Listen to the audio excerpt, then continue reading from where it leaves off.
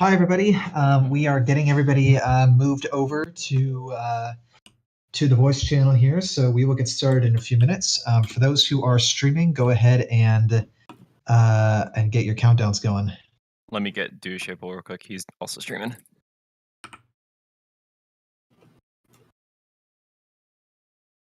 Somebody's not short to GSM, but GM3. Geez, I think the permission's incorrect. Let me go look it up. Hold on. All right.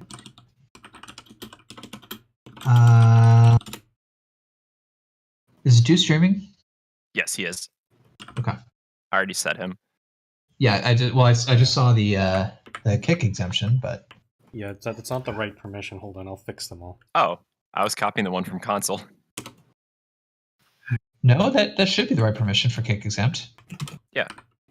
Essentials AFK, Essentials kick exempt. Yeah, it says you did. You said you did kick dot exempt. That's not. Yeah, that's the permission that admins have. Maybe it's the same thing. I'm just going to add this anyway, just in case. Oh, okay. Oh, that's probably what it is. This is freaking great.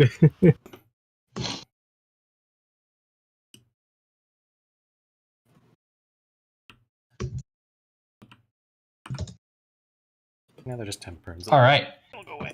Yeah, that's fine.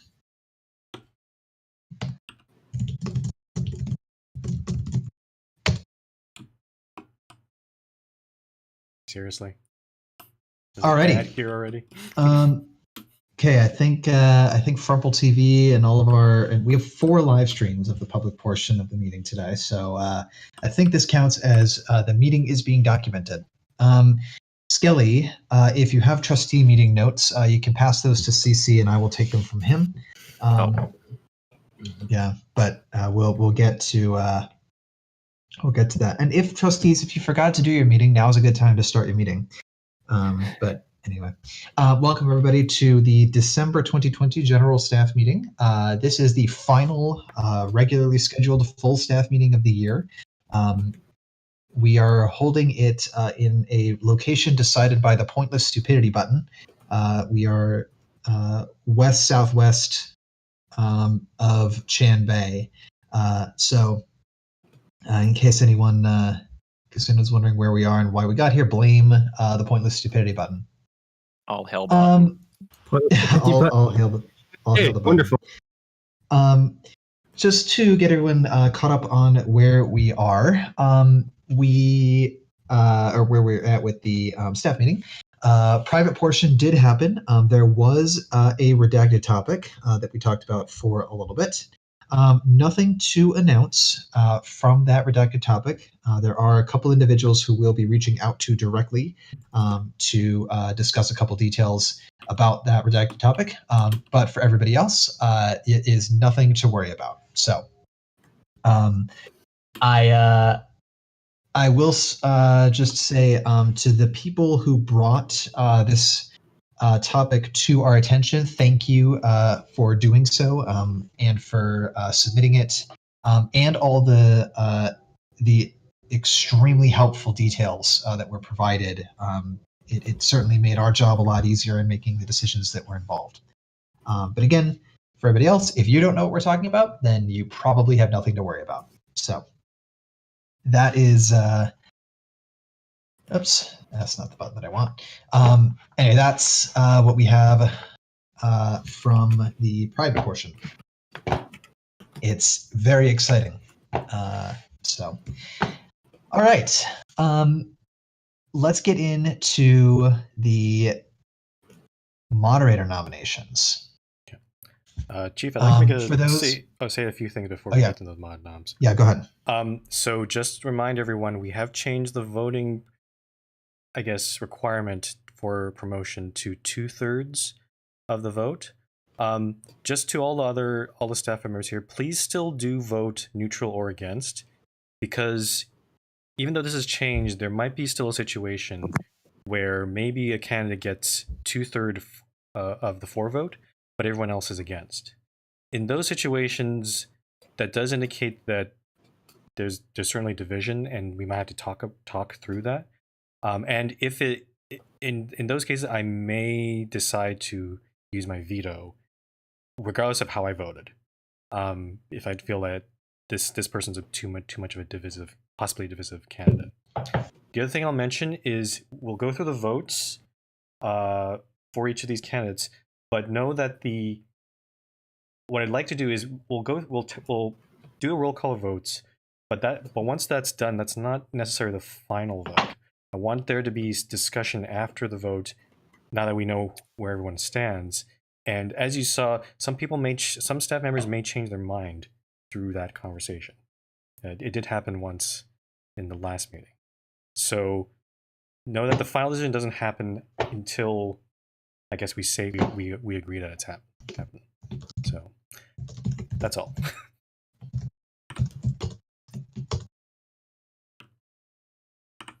Cool.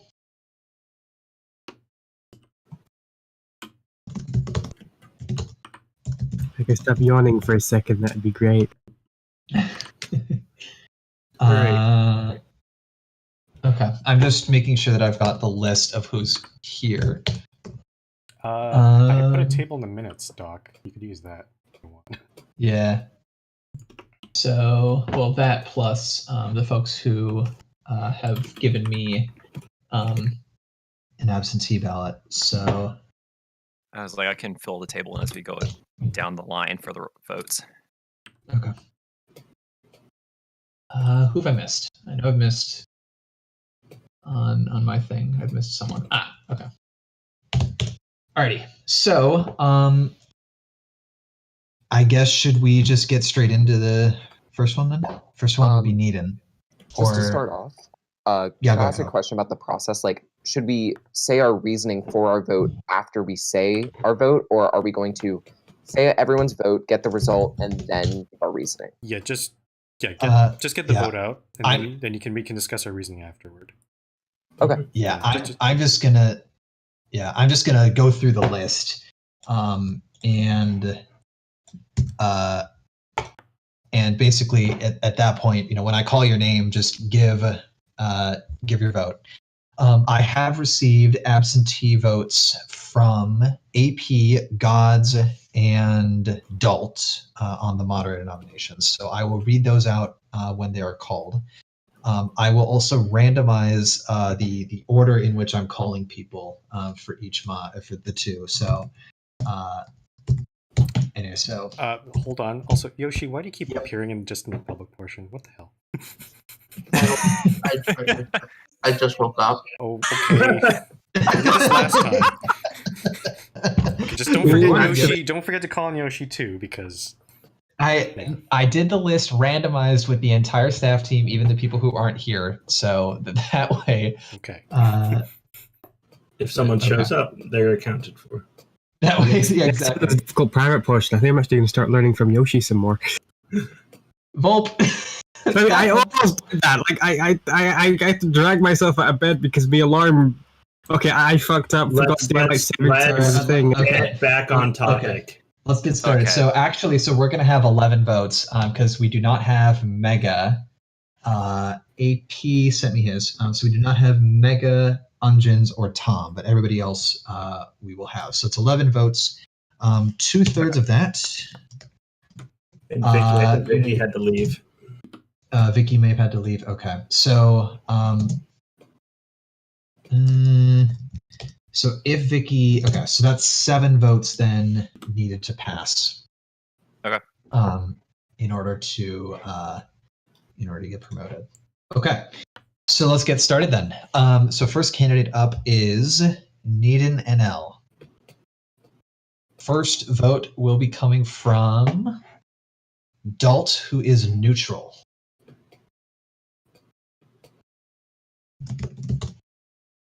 Vicky, left.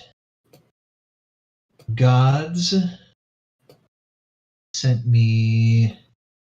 So God sent me a neutral for Needham. Ungens is not here. Volp. 4. Frumple. I am 4.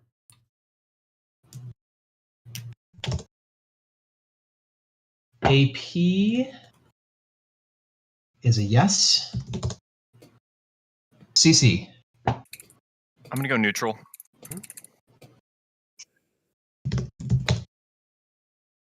Kyle. Neutral.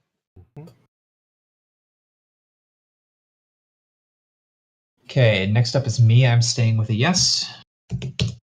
Sinra. I vote yes. Okay.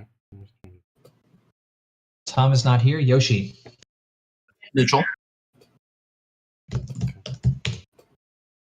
Okay, that is 5 votes for, 5 votes neutral. So that is a yeah. That is a no unless people change their minds. So do you want to talk about it? I would like to note some things. There is the previous vote tally from the last. GSM, I have some questions for Sinner and Yoshi, because I noticed you changed your votes. Any reasoning for that at all?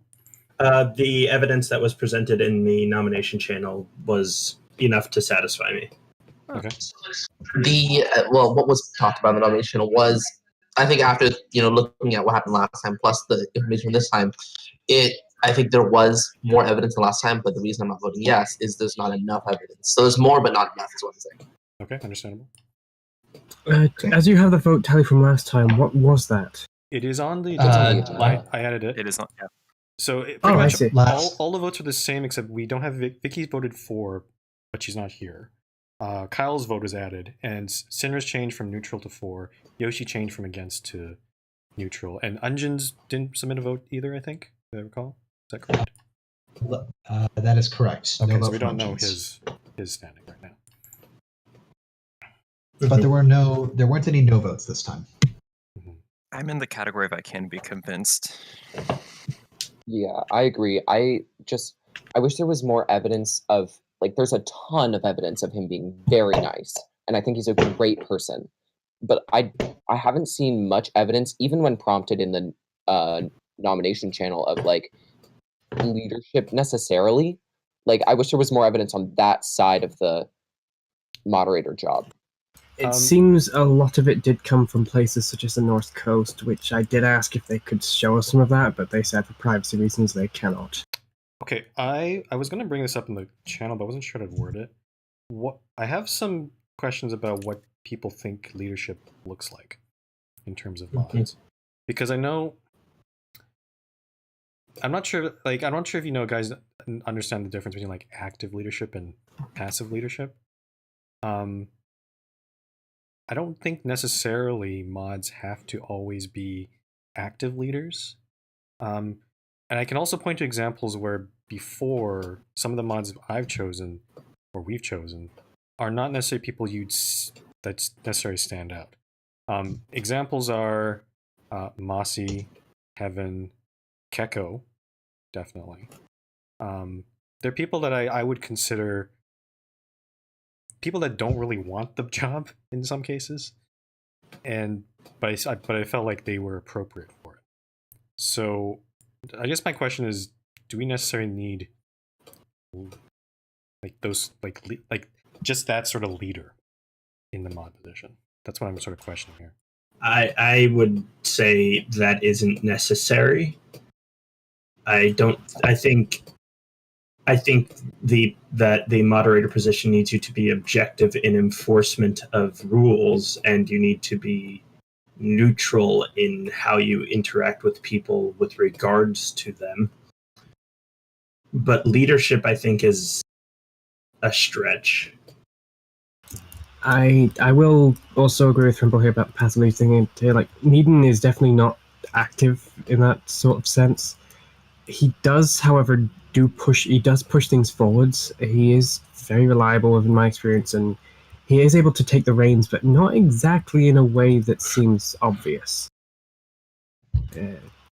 I really value having a diverse bunch of leadership types among the staff team. I mean, even if we've got a couple more folks who are more quiet, then I think that's fine. And yeah.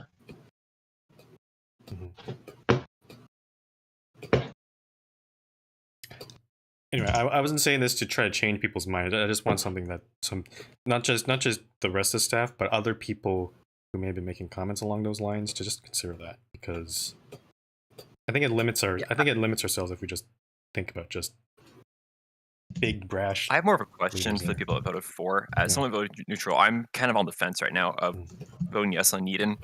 My concerns, well, I can kind of see what Yoshi's saying of like more evidence this time. I'm not really in that camp because in the sense of Needham's channel, when I asked for more, like people mainly talk about North Coast on his nominations, and I like asked if they could provide that. There wasn't any provided after it. Like all we got in that channel was mainly people's statements saying, "Oh yeah, I support Needham," and the evidence we got was mainly concerning his interactions, I think, with the guests and with London. There's no doubt that Needham is a great friend to London. That's a great friendship that they have. But the relationship that Needham has with London is very different than how he has with, say, the rest of the members on this community. I don't think that's really indicative of how he would be as mod. I will also point out and that this could be, this might be relevant in looking at some of the evidence or any of that sort of thing. It's also worth remembering that, the majority of the player base is coming from the Americas time zones and Needham is coming from the European time zones. So having I just mean that it may wind up being that people might not be seeing it as much just because they're just, ships passing kind of thing. But Yeah. but people do have the opportunity to type in the nomination channel based regardless of their time zone. Yeah, and I asked for said evidence, and whenever Frog did help me out here and actually pinged Farky and other people in North Coast to actually try to give some evidence, and there were concerns over personal information. My issue with that is different. That they could at least try to clean up the personal information, that way they could just show it. Yeah, like I don't think there was enough evidence there. It's something where like I don't want to take anyone's word for it that it just exists. Sure. That's fair. Because people brought up North Coast as a thing for Needham's leadership, and that's why, yes, London, I'm seeing you don't have to repeat it. I'm mainly just like, people bring up evidence, but they aren't bringing up, they talk about it, but they don't bring it up as backup, like to show it. Like if you want to use North Coast for evidence of why you should be mod, I believe it should be there in front of us. Not just saying that he was there in this reason. Like we've said this in other mods in the past, Echo, with Bahia, Dalt. Like we showed chats of them in action. Oh, No, like the issue that seems to have come up for North Coast is that there's a lot of like IRL stuff that gets mixed around in there, and they don't want that to be shared publicly on the server. And I understand the call to like, hey, maybe you should redact. But at the same time, it's like if all your that does provide a lot of context, which in this instance would be good. So that's my point. Is I would be more comfortable saying yes if I could see the context that they're trying to talk about in North Coast. Right. So that's why it's like, even though we may want to see it, like it's entirely possible that if you redact it to the point where it's able to be submitted, you might lose all the context that would give us enough. So the other option that I'm going to remind everyone of is if you have evidence that you would like to share that may contain stuff like that you don't want the entire server to see, you can submit evidence directly to staff via email, and then only staff will see it. That's not. Yeah, and hold on. No, Sinner, that's not correct. Generally, all the stuff that's submitted to staff will be posted on the meeting agenda. We could, as an option, we could do the job of filtering out and cleaning it up to remove that private information. But the idea is that information still gets publicized too. For the most part. Okay. My apologies for the misunderstanding. It's okay. Right. That's why I understand they couldn't submit it anonymously. Because I can see the conundrum. I'm just trying to find ways they could help advance Needham's candidacy. I'm currently just looking through the North Coast Discord. It's going to be difficult because I just typed up his name to see if I could find messages sent from Needham, and there's 654 pages. Yeah. To be really honest, I'm not personally. I'm not as big a fan of MPO evidence. I'm more of a fan of evidence on the server itself. So if there is more of that can be shown, like that's why I voted neutral on adult, because I had concerns about like what this doesn't seem convincing enough to me, right? So real quick to answer the question that I'm seeing in the meeting channel, a lot of folks are voting neutral as opposed to voting no, just because usually that means that there's not enough to make a full decision, but we don't want to outright rule it out just because if you have more than 2 no votes, that's an automatic fail. That's not happening. No, the chief, that's changed. That's not happening anymore. It's only strictly 2/3. Oh, okay. Yeah. Like I'm not against Needham. Oh, right, we got rid of that. I would be more comfortable saying yes if there is more here, because given, like, if we roll through the evidence that is given from us, if we're going to talk about server channel, the one that I'm in it, that's kind of a given of be respectful to staff. Like that's a server rule. I'm not really. And that's Susie, you're including the stuff that we looked at a month ago, right? I'm mainly talking about the quality of nominations of this month. Yeah. Yeah, I don't comments on there too. So like, I don't think there was quality as we got last time. Yeah. I don't think it really added much to the conversation. Okay. Just to be clear, with the against and neutral votes, against is usually when someone votes against, that means they have a significant concern about the candidate. It's still worth voting against, because if there's too many against votes, I may decide to veto. So just as I explained before. So just letting people know that. Okay, I'm just going to say, my solution, because it's going to be fruitless. There is so much chat here. There's projects he's been running, such as Project Boss, which I think he's doing a decent job of, but I can't. There's so much here that it would take much longer for me to get any form of context or understanding after this. I don't think we can do that in terms of this meeting. So I definitely think like London should have like at least try to write some stuff up here to help give us context on North Coast whenever. Yeah. I feel like him or other people on North Coast could at least provide more context, and I would then feel a lot more comfortable voting for Need in this case, just to have more. It's my ease of mind. Like I'm definitely like teetering into 4 for Need. I just want to be more comfortable saying it. Okay, so heads up, we could just get an email from Modern. That's just how I would. Yeah, I'm saying my process right now. We'll worry about that later. We'll worry about that later. Okay. So just to be clear for the people who still want Needham or want to promote Needham, what should they do then? If North Coast is not enough of a source, then where should they find that evidence? Or is it more of a case? I don't think it's not enough of a source. I think they talked about it, but they didn't show it. Like they didn't put anything with it. Okay. Is it more of a case that Needham?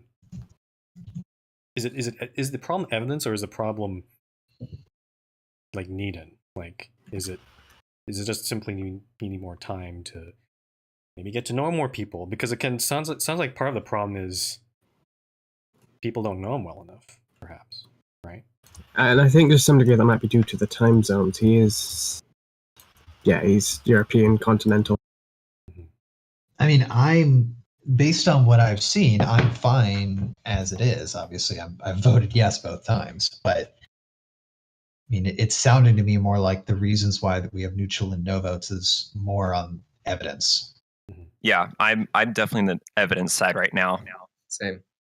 Yes, so I would probably just suggest for those who are interested in nominating, myself, if next time around, whenever that is, if you could actually provide screenshots and evidence from North Coast, that will help your case. And it will let us get a full picture and hopefully vote with more confidence, either yes or no. Mm-hmm. I mean, I guess then I'll pose this question to the people who voted for. Like, in your opinion, which evidence do you think were good to kind of sway you to 4?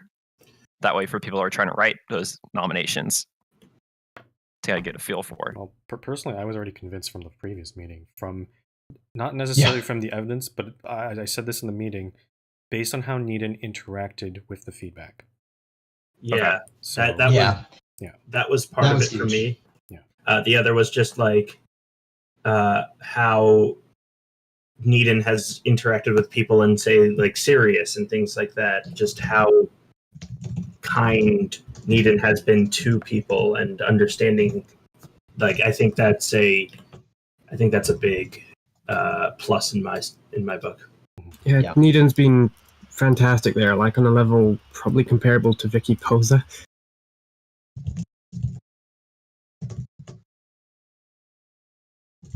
Okay, well, Yes, it doesn't sound like we're gonna be changing votes here, so I guess we should move on, perhaps.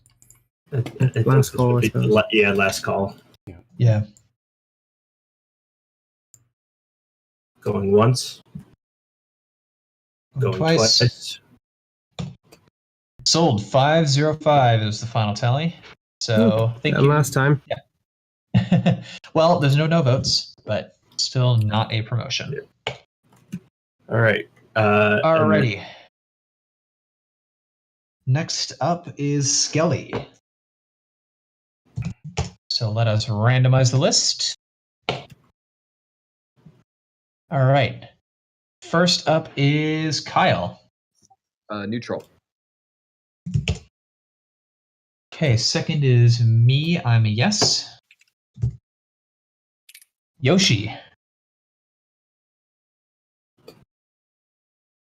Yoshi. Rebecca, what? Sorry, I want to hear this Skelly. What? It's your vote for Skelly. Oh, neutral. Frumple. Neutral.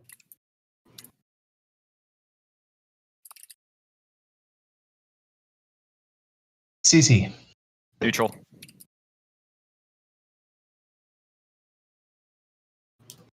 AP sent me a vote, and AP's vote was yes. Gods is also a neutral. Sinra? Yes. Volp? Yes. Don't. Don't sent me his vote by Discord, and Dalt is a yes. So that is also 2, 3. It's second verse, same as the first. Yeah, exactly. That is Wow, a 505. Ha. Okay, so for the people who voted neutral, why? So I'm more for Scully's than Needham's in this case because there's definitely more evidence. There was evidence provided where he was a part of conflict that was resolved. I think some people pointed out in the politics channel or in general. But my main concern, I think, that some people echoed, which is, I believe it was Kyle or someone's point, which was about I think decision making like on the spot, and also kind of handling situations on like that may be pertinent. I think Kyle, were you the one that originally wrote about that, or? Yeah, so I posted in the channel about during my nomination process. He basically said he was against me, which is totally his opinion, totally a fine thing to say. He was very respectful about it. But as soon as Court got mad, like Skelly basically flip-flopped immediately, and he explained it from his point of view, and I can totally get how that would be distressing. Although, in my opinion, I think it's like it's something that like if you recognize that you didn't do anything wrong, then you should probably like I wouldn't go so intensely into the reaction that he had. So I think he like basically like said, I deeply apologize, and let me find the quote. I apologize for the very inappropriate comment, when his comment wasn't inappropriate at all. It was just his opinion, and like it felt a little weird that like with not minor pushback, Court was pretty pissed, but like with pushback, it sort of felt like he was swayed easily. I mean, Skelly and Court are close friends, are they not? Mm-hmm. I say it's that probably contributor, because it's like being yelled at by a stranger is different than being yelled at by somebody who you've been friends with for years. Yeah. It must have been hard for him. Mm-hmm. But I mean,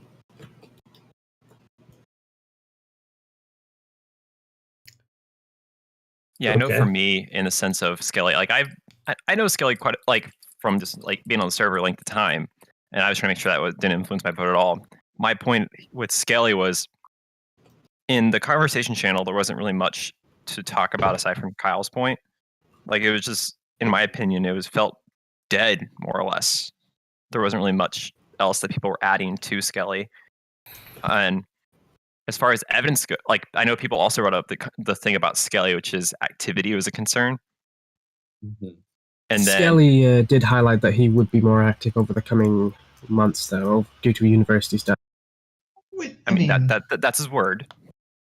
The thing with that is like his school term's already finished, but I haven't seen him on like at all. He was on for Taco Burrito-a-thon, but he's on right now. Yeah. We had a T-Bet yesterday. I mean, he's always on during the staff meetings. It might be a bit more of an erratic schedule, but it's not. I would say Skelly is on more than enough to qualify in my book. Yeah, I would agree with that. Yeah, but my main point was I was mainly just concerned again with the quality of the nomination. I just didn't think there was. I didn't think they really got, aside from the nomination part, which is that was a good piece of evidence. There wasn't much aside from that. So let me ask this: if the initial nominations were satisfactory to you, and there was no significant negative evidence brought in the nomination channel, would you vote? Would that change your vote? I try to make sure I look at both channels to make, like, both the nomination channels, general, and of course Minecraft server. Like I know both candidates are very good people, like very active, very like active. That goes into my previous point. They're good in the community. Like they both play parts in this community. I just don't think the quality of the nominations have been the best. Mainly in the sense of substance. For me, I think I could definitely be swayed on voting yes for Skelly because I've known Skelly for quite a while, and I think he definitely has a lot of the qualities that we're looking for in a staff member. The only thing that I think that my main concern that I think wasn't often that addressed in kind of the discussion in the nomination was kind of, I guess, is kind of the handling of tense situations, which that's like my main concern. But otherwise, I think he has some great qualities that could be there, and that is irregardless to the kind of nominations that were made, like whether the quality of those or not. And I can definitely be so that's why I'm on the fence on a yes less neutral, but I am choosing neutral simply because of that point. So Skelly is kind of hard for me to find evidence of because it's not like with, let's say, Kyle or Doll, where you can potentially point to a few specific instances. Skelly's been pretty much a constant as long as I've been on the server. I've never really had a bad encounter, but I've known him. I've not really known, but I've seen him for so long. I've seen him do so many things. It's hard for me to label a specific incident because it's like going through 5 years of constant good behavior and saying, well, what can I point out specifically to when it's all okay? Yeah, like I had a great time with him during TBA-thon. Like he is very like methodical in how his planning. He makes sure things get done. Like I think he can be a good yeah, TBA-thon is a very big factor for me too. Like as a host, he makes sure like everything works. He gets his proposals sent in. There is usually never any issues with TBA-thon. It runs. He makes sure it does. He's catered to the community.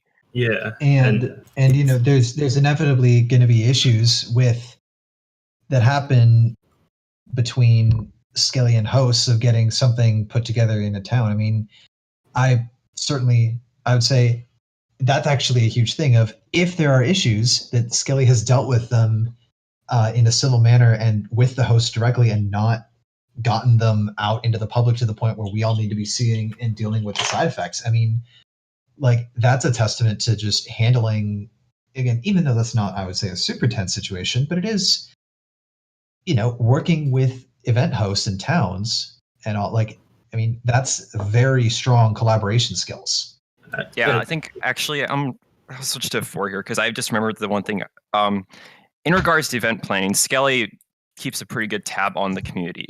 We had concerns about time zones, and Skelly, whenever I hosted in Scarborough, he shifted the time zone TBA-thon for people in the Asian time zones. That way they could attend, because there was that concern over not having like people not being able to attend. And so he and I coordinated that for them. Like, he tries to make sure that everyone in this community feels appreciated. Yeah. And I think that's enough for me, in my opinion, for just my dealings with him. Well, yes, not sure. My point is, he keeps tabs on the community and tries to help where he can. He does, given what he knows he can do, he does it. He made the effort to be accommodating, and that's quite a big deal. Huge. That's would be in my book, yes. I will also say, sorry, go ahead, Chief. Oh, I was going to say, I mean, say what you will about the meme factor of the trustee meeting, but it is like, it's a constant, it's a fun time to organize. It's hilarious to watch. It's, you know, it's like, it's the little things that are keeping people sane. I mean, especially nowadays when everything is just going to shit outside, you know, having some recurring thing that we can just laugh about. Like, that's very, I don't know. It's just a really nice thing to have some level of routine that's just funny and meaningless. So I'm going to switch my vote to a 4 then, because that that's is a no motion. argument. Okay, yeah. I will say, just because of how skilled he's been in running these events and the trustee meeting, having him elevated to a higher position where he would be most likely doing more of such things would almost certainly be a boon to the community, and I'd love to see it. So I will say is I will push back against I will push back against, I think, the trustee being a positive, simply because I don't really see that. I don't necessarily agree with that, just simply because I don't know. I don't kind of see the argument that necessarily is a really big positive, especially since it is just kind of like a joke thing that's kind of done every GSM. I don't see how that displays any qualities that I think we're looking for. However, with the discussion of kind of the talk of readathon and how that was run and other examples like that, I will also be switching my vote to a 4. Okay. I do disagree with the trustee meeting being like not the show of it. It is to me, it is a pretty easy thing. It's something that keeps the GSM just a little more entertaining, and I always get excited to see what kind of weird shit people have voted for. How many times attendance has been. Fuck, I can't speak. Yoshi, I will also say that if you've ever watched the actual proceedings of the trustee meeting, that Skelly does actually have to referee it quite a bit more than even I have to referee the general meeting, just because there's a lot of shouting. It's all in text. There's some very ridiculous things that Skelly has to mediate and deal with a lot of things. It's relatively meaningless in the broader context, but now Skelly's going to have to find a new person because Skelly Zomberman has passed promotion unless there's any sorry, can I bring up changes. my reasons for voting neutral? Because they're actually different from everyone else's. Okay. Yeah, that's fine. Go ahead. The problem is, though, I don't have evidence necessarily, so I'm not sure if this is admissible. So, in previous cases, Skelly has been, regardless of trust me, you know my opinion about trust me. I think it's stupid, but whatever. But it is, but it's funny. Previously, I don't know if this applies at all, but Skelly has been looked at in previous GSMs as a potential mod. I will state publicly, though, that we had concerns about his, I guess his mental state is the best way I can put it, like not putting it lightly. Whether he can handle stressful situations, that stuff.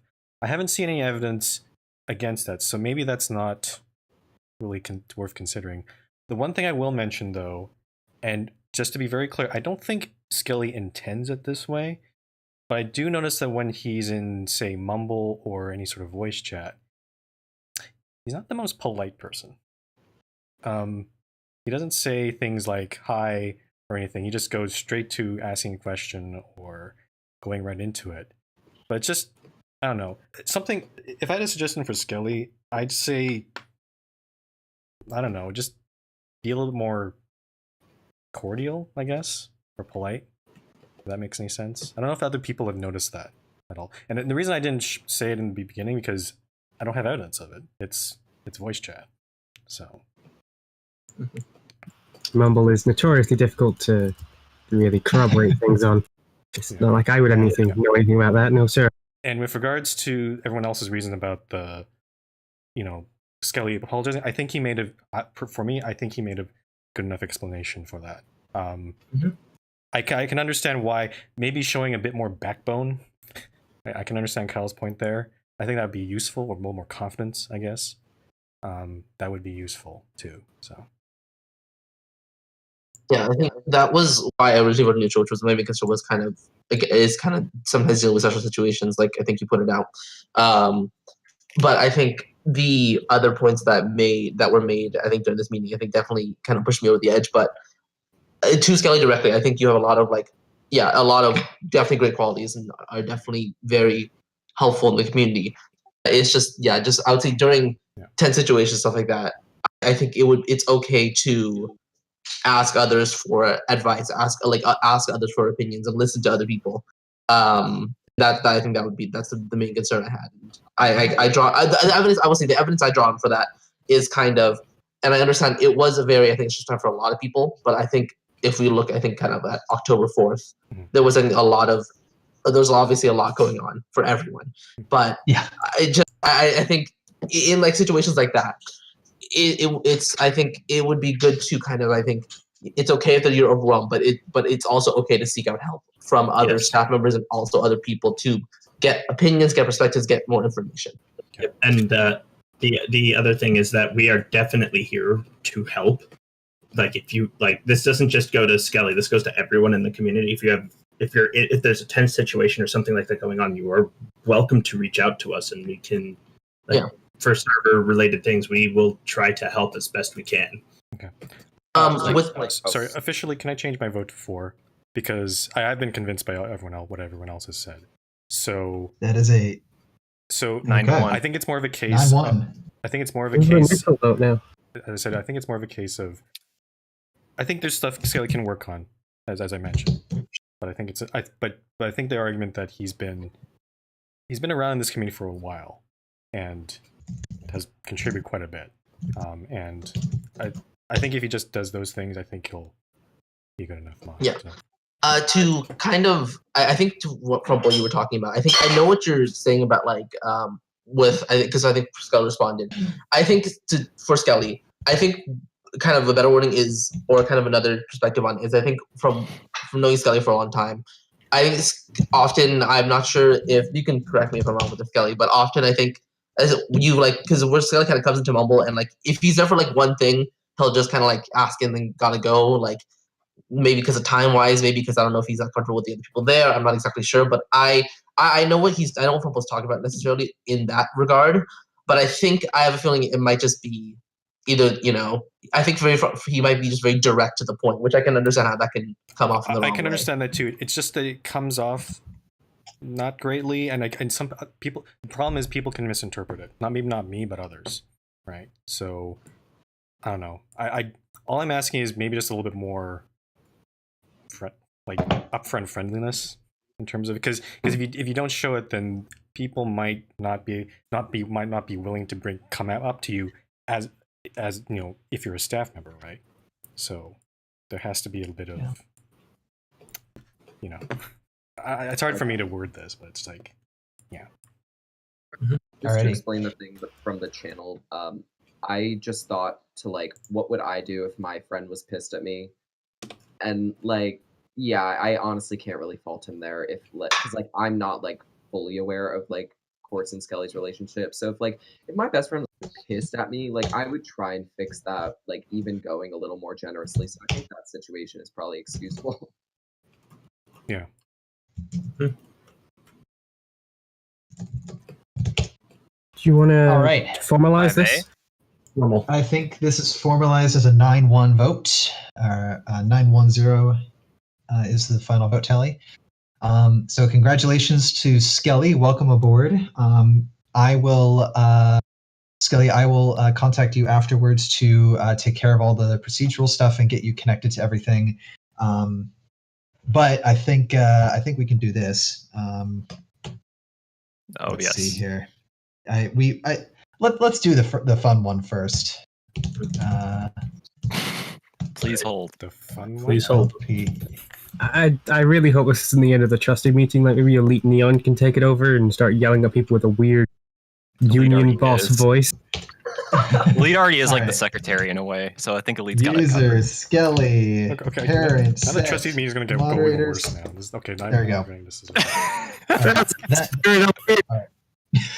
All right, that one's set, Skelly. We will take care of all the rest of your stuff After the meeting. following the GM. But congratulations and welcome aboard.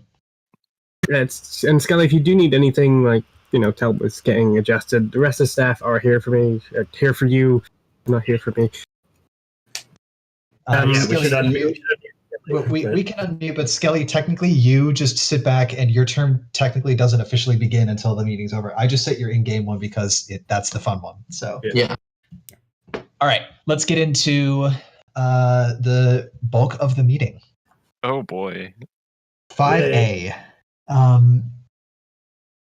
This is okay. Gods wants to post project approvals and notifications. So this, I think, encompasses basically right now we have 4K waivers and airports are handled by email, but pretty much everything else is at a GSM. So yeah, I'm not so sure about this one because I'm wondering, like, just at least with terms of airports, wouldn't like if an airport opens after an approval, wouldn't that person just announce it in the media or something like that, or to any Usually they do. Yeah. usually, yeah, it's a convention, but it's not a requirement. I mean, the only real benefit that gives is just documentation to the broader community that it's been approved. But generally, my main thought is as long as the person who submitted it and staff both have a record of it, in our emails and whatnot, then I think that's okay. At least in terms of the record keeping aspect. In terms of announcing it to the community, I would like to let the airport owner have that opportunity to decide how they want to do that. Yeah. Yeah. Okay, yeah, that's fair. I was going to say in favor of initially, but yeah, it would be good to leave that to the actual owner of the airport. Yeah, actually. So are we shifting more to where the owner gets to say to put it in notifications? No, to make their own announcement in media. Okay. What God is telling me is an official announcement from us as staff in notifications, which I can actually think. Here. Yeah.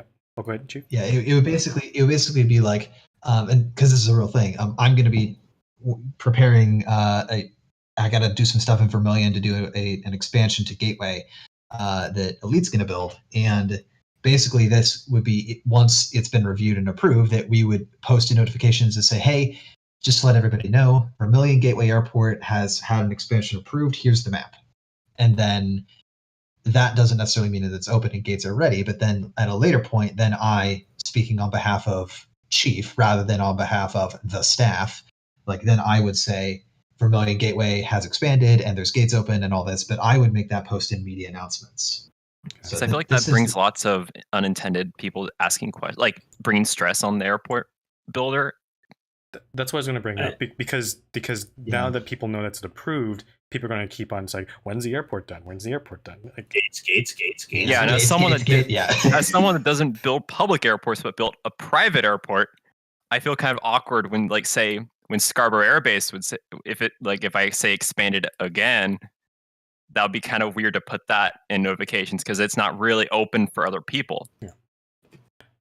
I expanded an airbase using the same rules that everybody else does, and it just feels. I get it. Go ahead, Sarah. Question. Sarah, go ahead. Me? Oh, Sarah. No, I was just going to say, yeah, I think that really is up to the owner of the infrastructure project. I think things like, roads are like a GSM thing, so never mind. But for most things, it's really if the owner of that piece of infrastructure wants to advertise it, then they can do so. I don't think that we need to make that a server requirement.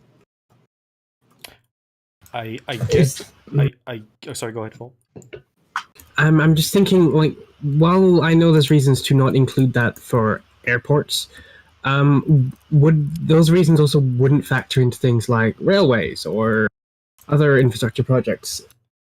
Like, but then again, there's also a thing of need. Like, as much I like seeing large route proposals as much as the next guy, but I don't think the average community wants to see 3 dozen. Oh yes, rail link approved from X to Y, a distance of Y to Z, multiple times a week in the notifications channel. Yeah. It doesn't have a ton of use to the community itself, and the airports and other things are the main reasons for including that in notifications. And if we're not going to do that anyways, to let people know them privately, what's the point? Yeah. Sorry. Yeah. I get what God's trying to go for. He's trying to go for transparency, but I think, as Volt mentioned, I think this can eventually, even with just airports, it starts to clutter notifications a bit, to the point where if you have so many messages in there, some people are actually going to start not paying attention to it as much. So, yeah, I'm not as... And this does go into... I'm sort of transitioning to what Dinty's saying about all this others, like adding all the stuff that is inside of GSM ISMs. And that's along the same lines. I'm not too hot on that idea, too. I can think of a single counter argument here. Some people, like myself, I always like seeing new stuff in notifications. It's always just seeing the community is busy and active. Which that's the only real benefit this would do. Like, oh yeah, the community's active. They're building a railway. There's a new airport going up. All this new construction's happening. But that's really the only upside, and it's not that big of a thing. That's what media is for, though. Yeah. Yeah, that is what media is for. So we'd just be stealing the media's job. Yeah. Well, you always want government to take over the media, right? That's not very cash money of you, Frumple. It's a wet dream. Anyway, I mean, we already have the propaganda for that. I just fucking said. Your question for you, all right. I guess question for you, Chief, just how do you feel about it? Because it sounds like if Dinty's idea went through, you'd have to just basically say the same things over again in notifications. Are you up for that at all? Or I know some people are mainly questioning about how fast the propaganda gets done. I mean, that the first part of it has been nowadays Chief and I discussing who does it first, and then whenever we get around to it, because we both do work full-time jobs, you eat the propaganda around like a hot potato. Like, I don't want to do this. I want to do this. Because you're kind of duplicating the effort. That's my argument. Because for the sake of some members that aren't on Discord, they read that propaganda quite a bit. I think that the propaganda should just remain as. I really don't think that we should do anything with regards to 5A. I think that's a solid no. And I think that we should leave it as such. I see the reason why God's promote. As do I. Yeah, I'd also vote against it. There's not enough need, and if we are to do this without airports, we'd basically kneecap any benefit and just produce clutter. Yeah. Too many cons to pros, I think. Yeah, I would agree.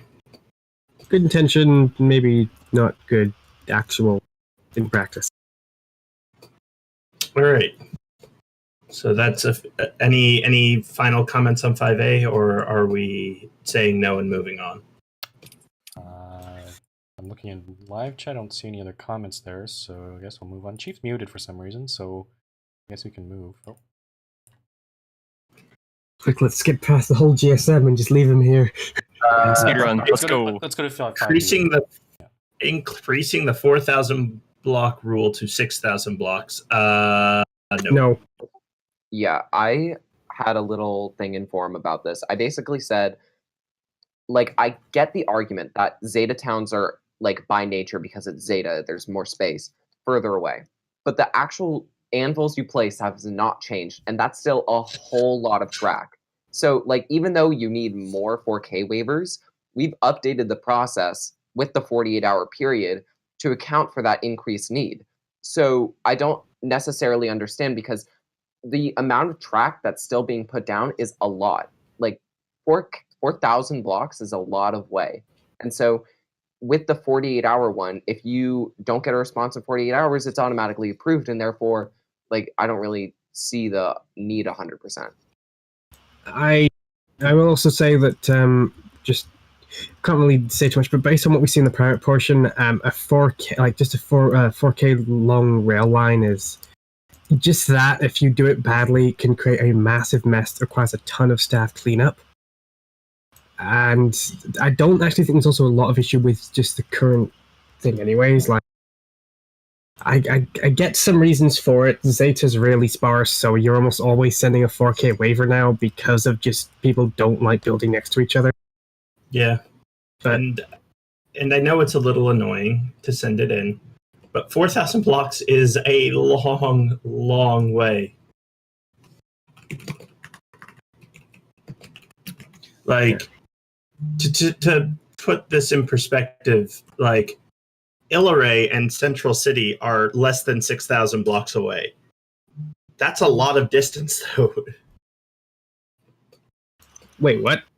No, I'm just giving an example of like how long 6,000 blocks is. I forget how small Gamma was compared to the sizes we've got now. Yeah. So, and I was not close to spawn when I built it. So 6,000 blocks is a lot. 4,000 blocks is a lot. Yeah, I don't see any real reason to change this either. Again, it's there's a good reason we have 4K lines, or the 4K rail limit, because again, you screw up a 4K long rail line, you can cause some serious damage that can cause a massive headache for staff to clean up, or in the case of a person, we could just make you go, hey, you need to clean this up, and suddenly you've got a 4,000 block long line that needs to be improved. Yep. And like I understand people wanting to have longer distances of track that they can build without having to seek permission. But at the same time, we need to keep in mind that there's a lot of distance to cover for 4,000 blocks. Fred does bring up a counter argument, though, stating that most 4K long lines are underground. Mm-hmm. Which 4K, 6K, 10K wouldn't really matter. It's not going to have any real difference. I still think that for long trunk lines outside of cities, it would still be... I still think it's a good idea to just let staff know, because there might be some objection that's raised for something that's so long.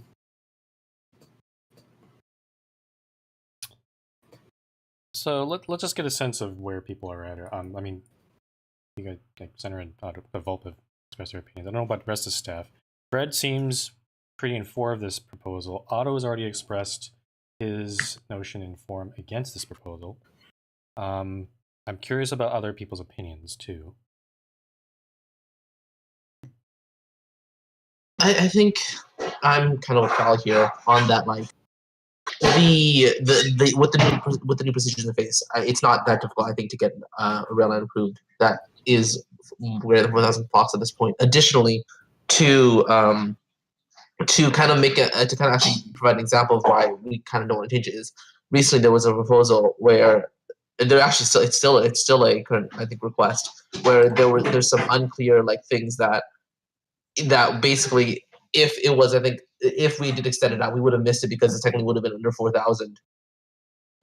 A water crossing. Yeah, it was like it was a water crossing, and that was like, and having the 4,000, I think, is still like worthwhile. I don't think changing it to 6,000 will necessarily, like, I think Otto's argument, have that great of a benefit when there are quite a few things that the 4,000 does allow us to do.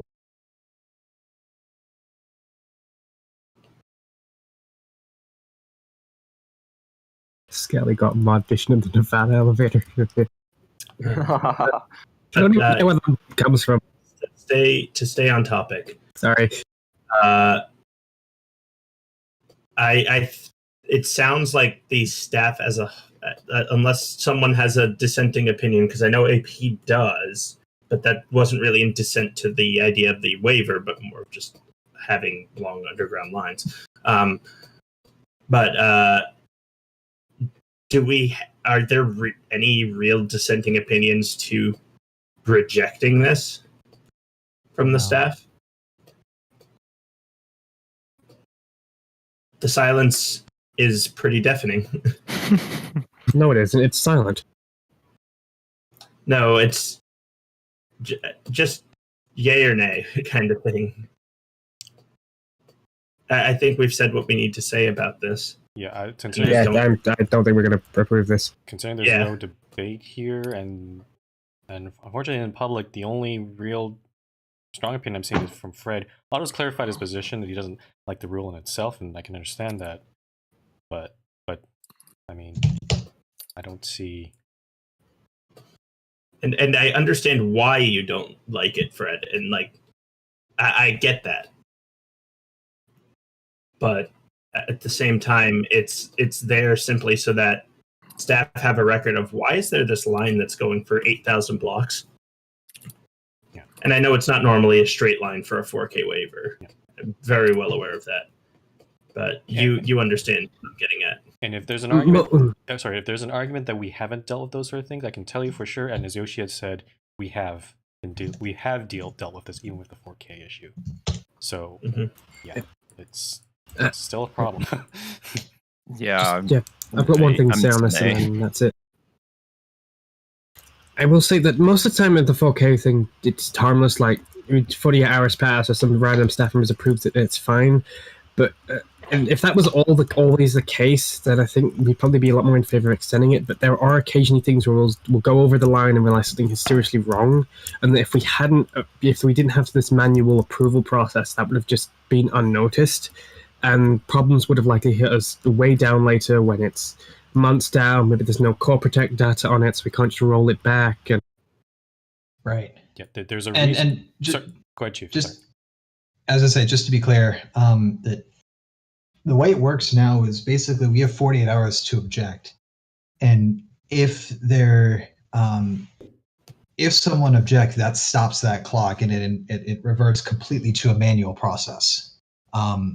So I just clarify that just because there is one waiver that's still in the pipeline that Yoshi, I think you might need to respond to and clear, but like the point is just so that we're at least aware of what's happening. And 4,000 does feel about right, at least at the current scale of how things are. If we've got if there's more instances where there's towns that are, I mean, again, you might have to wait a couple days, but I don't feel like the burden is too much. It's not like it takes you an hour to write the proposal to do it. Yeah. So. I will also say in some cases, we do actually end up approving these proposals way before they're actually built. One specific example that comes to mind is the link between Spring Valley and Boralia.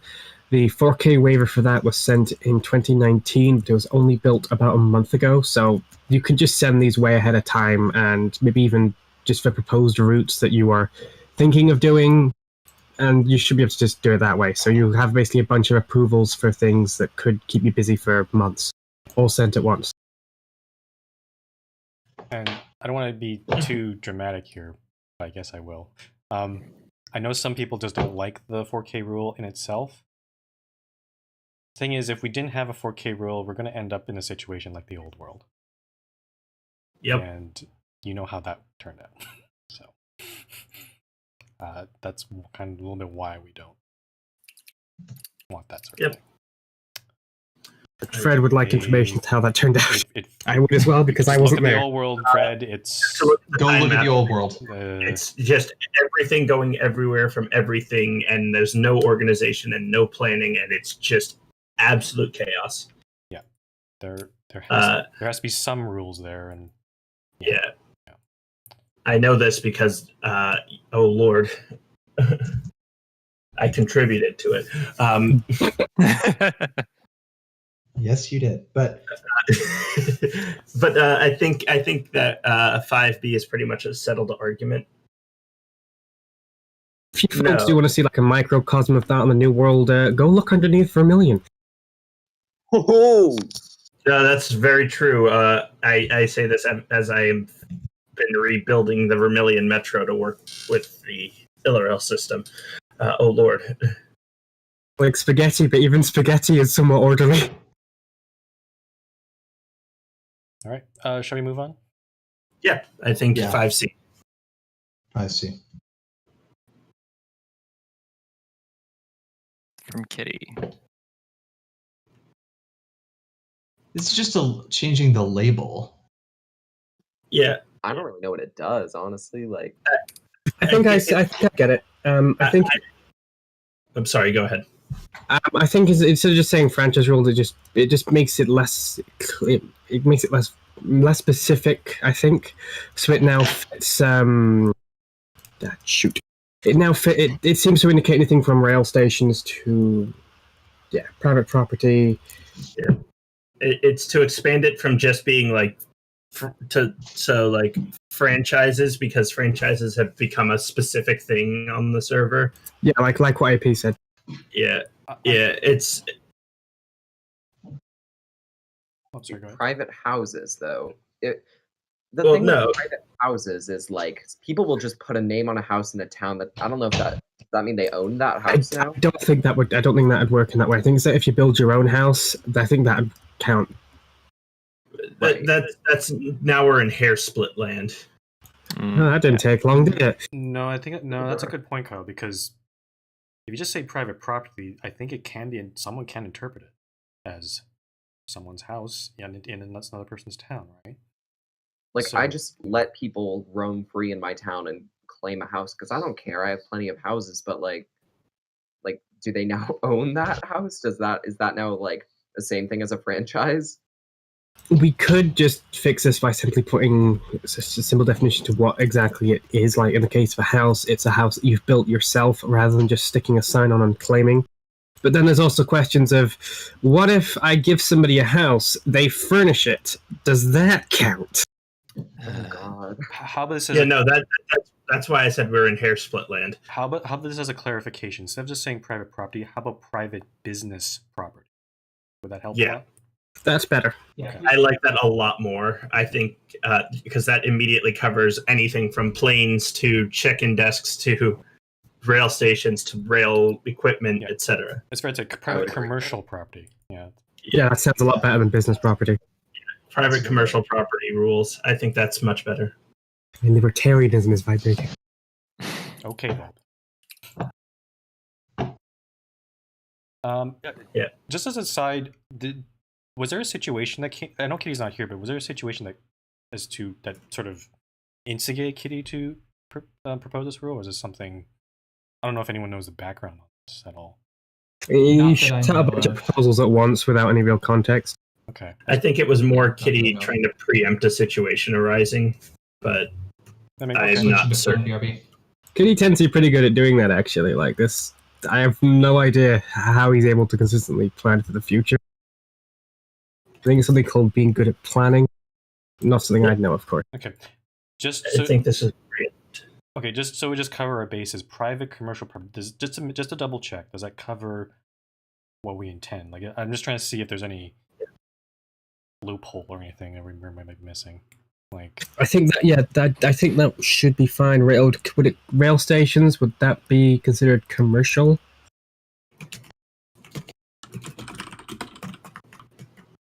Rail stations would be considered commercial. Okay.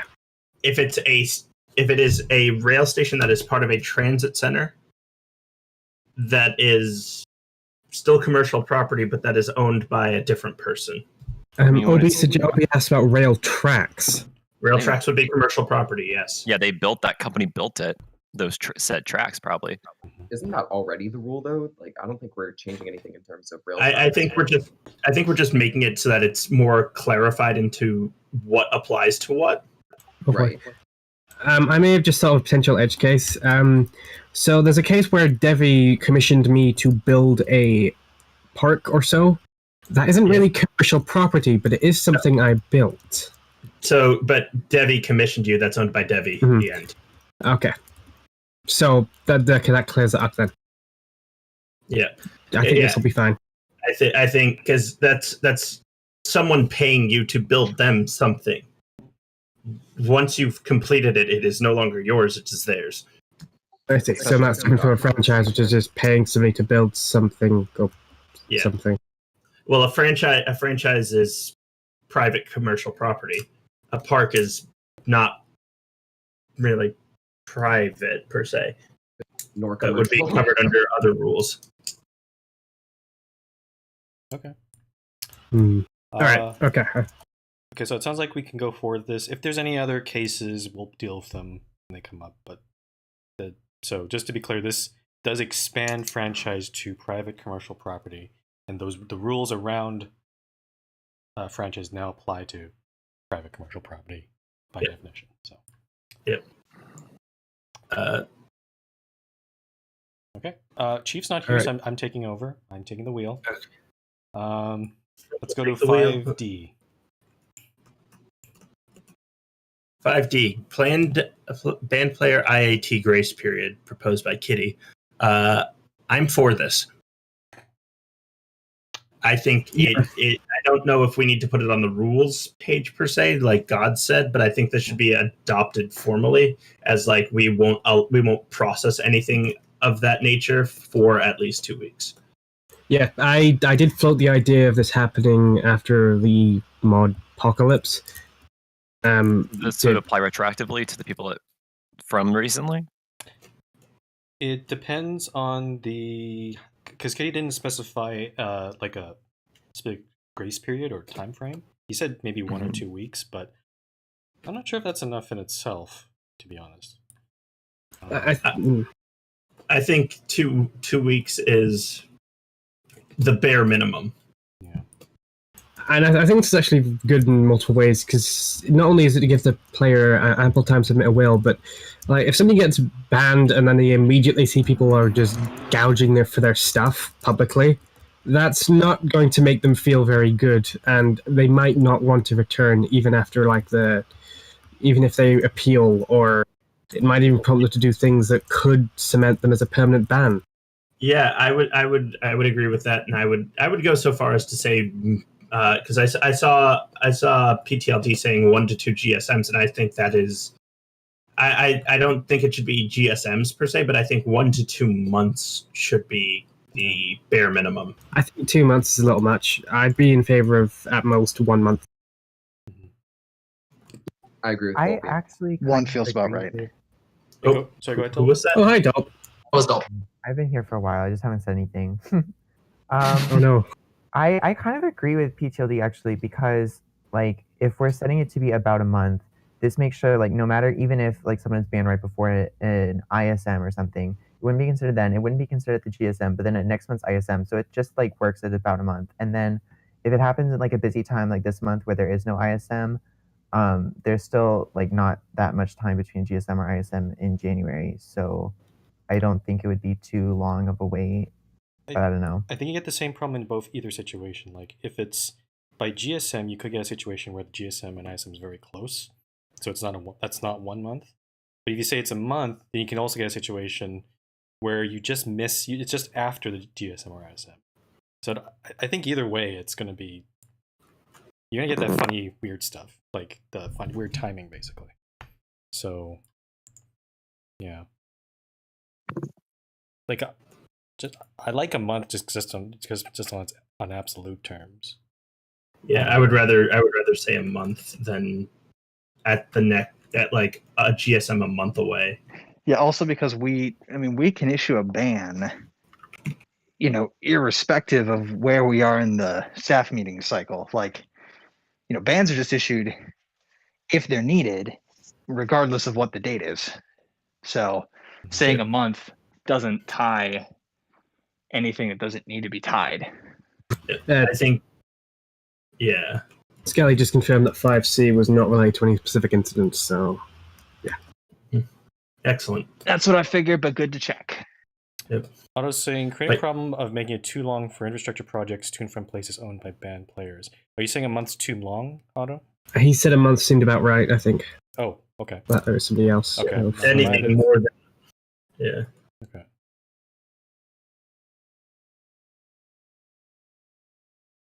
Okay, gotcha. What do you mean by that, AP?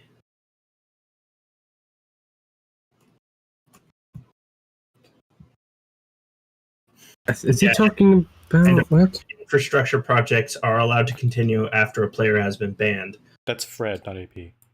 See what I put. Yeah, voluntary bans. It should still be 3 months if the person chosen for studying. So basically, I see. I'm actually confused by both what AP and Fred said. So.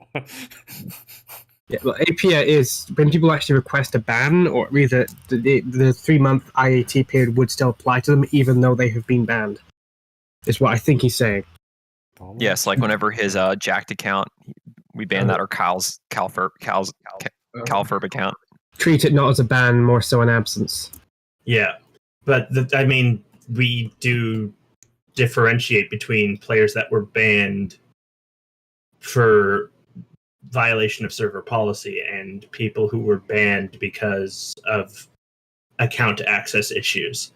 Yeah, this is dealing with responding to bans that are issued as a sanction. This is not dealing with bans that are done by request. The appeal policy doesn't apply to that because other than don't flip-flop like a maniac, but like, if you ask us to put a ban on your account for a while, like, there's nothing against you for that. We don't even make a record of it. So there is the record is on the bans doc for the record's informal. It's not like it goes on your permanent record, is my point. No, what we do is we'll say, like, was previously username or something. Yeah, if you're doing a account takeover precautionary ban, then yes, then we may put that on there. But again, that's not something that like carries over as a penalty. This is dealing with what happens if you if a ban is imposed upon you as a sanction. I think 1 month is a good amount of time. So Kitty's chimed in. He thinks 2 months, 1 or 2 weeks is more reasonable. So it feels like we're debating. It feels like we're kind of debating between, I guess, 2 weeks or 1 month. I guess. Yeah. So it's 2 or 4 weeks. Yeah. Yeah. And what do people think in just those explicit choices? I want to say a month. Honestly, I don't know. 2 weeks and a month are both fine. If you had to pick one, which would you pick? Myself. There's a variety of there's a variety of answers. Real says 3 months. Jesus. Okay. All right. No, that's way too long. 2 or 4 weeks. That's it. 2 or 4 weeks are your only options. Anything that is not 2 or 4 weeks will be ignored. No Imperial, stop getting specific. As I said, 2 or 4 weeks, or it will be ignored. I mean, 3 weeks is a pretty valid solution. No. I want to have it as 2 or 4 because those are consistent with our other things. Like 3 weeks, we're gonna forget that. Yeah. Damn it, Fred. I vote 2. Just because something looks like a compromise doesn't mean it's a good idea. We have to look at for consistency. I think 2 weeks is enough for somebody to send in a will, and it's enough to it's enough for the vultures to be pesticided. Okay, but it also gives that 2-week grace period between where nothing of that sort can occur. Yeah, because that will always bypass the next GSM, won't it? 2 weeks will either hit a GSM or an ISM in almost every case. Yeah, except for December. Except for December because Crimbus. Because all holidays and just people being tired, but. Oh dear! I have a weird idea. Oh god! No. Okay. 2 weeks or the next GSM/ISM, whichever is later. No, that's too complicated. Too complicated. I think 2 weeks I would say 4 weeks, but I would be willing to accept 2 weeks. How about this? Let's start with 2 weeks and see what happens. I don't think it's going to be a big issue because again, we're talking about band players. That's which is rare. That's rare. Yeah, actually issuing an indefinite ban is rare. Yeah. So 2 weeks, I think 2 weeks is a good compromise, and it certainly ensures that you won't have people just circling immediately after they're banned. Yeah. I'll say now. So what? So just to clarify, so this means that say someone gets banned on February 1, they have until February 15 to send in a will of what they want to transfer to who. If we receive nothing by February 15, then everything is open to IATs and deputy mayor claims. And if we do receive a will before February 15, but they forget something, then that asset is still protected until February 15. Yep. It's the will being received changes nothing in terms of this timeline. Except for named assets. Like as soon as you receive something and it's been processed, then then that asset has restrictions left. Yes, but this is specifically for IATs. Right. Like IATs and franchises and franchise transfers and things like that. If it isn't named in the will to go to anyone, even if a will has been sent, nothing can be done for 2 weeks. Okay. I support. Okay. I'm very in favor of this. Just as a reminder, though, we do have to enforce this. So if someone does get banned, and people start talking about assets, we need to clamp down on it because it's gone pretty annoying. Yes, so I'm sorry. Even before the 2 weeks is up, after 2 weeks, that's fine. But any discussion about it we should just tell people to move on from that. So. Yeah, so I guess my question now is this applying retroactively to the people of October? I mean, it's been more than 2 weeks. It's been 2 months. So I mean, right now you're going to 3 month territory, like about to. That's why I'm asking. Because if you say yes, that means that all the stuff of October is now open. If not, that means you wait till June. It technically has been because we say IATs are for anyone who is inactive or indefinitely banned. This is just putting a qualifier on that second case. Yeah, like deputy mayors, like we've always held the rule that the point of a deputy mayor is so that someone can take over town ownership as soon as an indefinite ban is handed down, the DM can immediately take it over. So what we're saying is that. So actually, that brings up a question: is does this then put a 2-week hold before a deputy mayor can take it over, or is this just for IATs? Just for IATs. That's what I was trying to clarify. Just for IATs, I thought. Yeah, because the deputy mayor will still have precedence. Yeah, because we set up the deputy mayor thing explicitly for when someone gets banned. Okay. The ownership of that is transferred as soon as they can send in a. If the deputy mayor asks to take it over, then they can do so immediately. Obi just put an interesting question. Can a will override a DM transfer? I guess we're kind of getting off topic here, but that might be a case by case. Well, it's relevant. I would say yeah. I actually can speak directly to that because I was officially listed as a DM for a town of a banned player, and then the will of that player gave the town to someone else. Okay. I would say yes. I think I can be ready. I would say yes, but I would heavily caution everybody of that. Let's try to avoid having that situation. And if you need to, please update your deputy mayor to someone you trust, so that if you forget, that the town will go to the same person regardless. I would say, let's give that option. But the point of the deputy mayor is to have that in place. So I would much rather have deputy mayors get updated, but I do understand that there may be cases where they can't be. And so I would say a will can override the deputy mayors. The simplest way, if you get banned and you just say, hey, my deputy mayors are accurate, all towns go to their currently listed DMs. That's the simplest option. And we can just execute that for you right away. I think we've kind of gotten circles here, but I think we've kind of made a decision, I assume. I think we have made the decision. Yeah, 2 weeks, 2-week hold for IATs. That sounds good. Yeah. Deputy mayors. Okay, let's move on. Deputy mayors can claim immediately, but may be overridden by a will. Okay, that sounds fair. Yeah. 5E. So actually, before we go on to that, Otto did bring up a thing that he wants to at least have. Yeah, he wants to have some input on his proposal, which is 7B, but he has to go and he asked us to talk about it first so he can leave.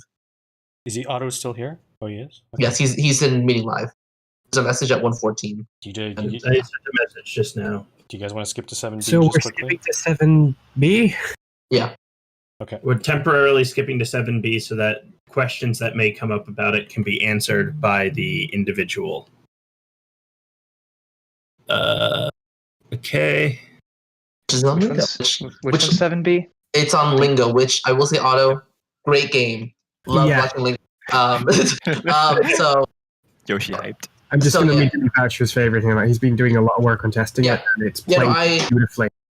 So I used to watch Lingo when it was on TV when I was younger. But anyway, the main question I had was: so I assume I assume watched the Dutch version. I assume it's very similar to the American version. It's just following the same rules as that. Is the main question I have. If you aren't doing any major changes to the format, or if you are, I guess what would those be major changes be? I know you did say a format, like obviously the 1 versus 1 player format, but I'm just saying like more kind of overarching kind of general concept.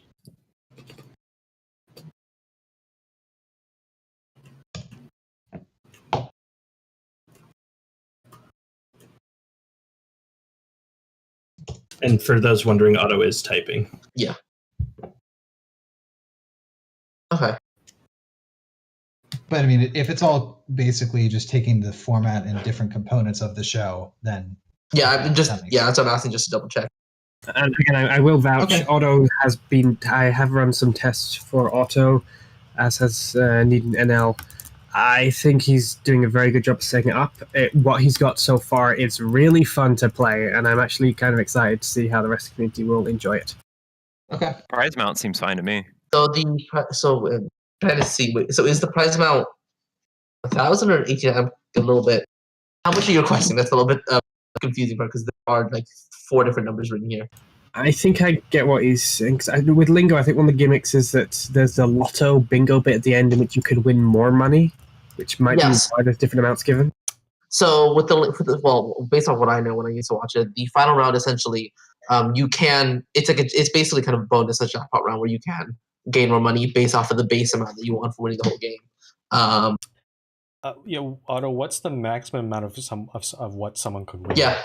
Essentially, in short, for just kind of bookkeeping sense, what is the maximum amount of money you are requesting on this proposal? It says so in the agenda, up to 1,800. No, in the agenda it says and a $1,000 jackpot. So see, that's what I'm saying. There's 2 different numbers written. There's Otto, I would say if you're doing future requests, and actually to everyone, if you're doing event requests, it is incredibly helpful if at the very top or very bottom you have a thing that literally says total amount requested $1,800, and that's the entire per episode, right? That's the other question is, would this be like per episode? Would there be multiple episodes, or is this just like kind of a one-off event? Yeah. He has just specified that it is per episode. And how many episodes would this be? I think he said 5 in the proposal. Did we? I did see it. At most 5 matches. 3 at most. Okay. So at most, it's about 2,000 per 5 episodes. That's about 10,000 over the course of 5 games. Otto, when are you planning to host this? $9,000 roughly. And that's absolute most. Like, that's the absolute most you'd be giving out. I'd imagine we'd probably be giving out probably half that, maybe. Judging by how short I've been at. Otto, when are you planning to host this? This doesn't mention any dates at all. It says 5 matches over the coming 3 months, one of which for the next GSM. Yeah, the dates are. So, okay. So what I would like to propose is I am fine approving this in concept. However, I would like full budget and clear prize amounts submitted, and we can handle that offline. But I'm fine with that. Is not impossible, Otto. You can say what your maximum is, and we can go to that. He did. He says his maximum is $1,800 per episode, approximately 5 episodes, which is approximately $9,000 in total. Because of the nature of Lingo, the actual money that one can win varies greatly. Much like how with the Mole, where the amount of money that you can actually win, it does vary greatly. To be more clear to answer Chief's question, the minimum amount that can be won is $1,000 per episode. The maximum amount that can be won per episode is $1,800. Therefore, the minimum amount requested is $5,000. The maximum requested is $9,000.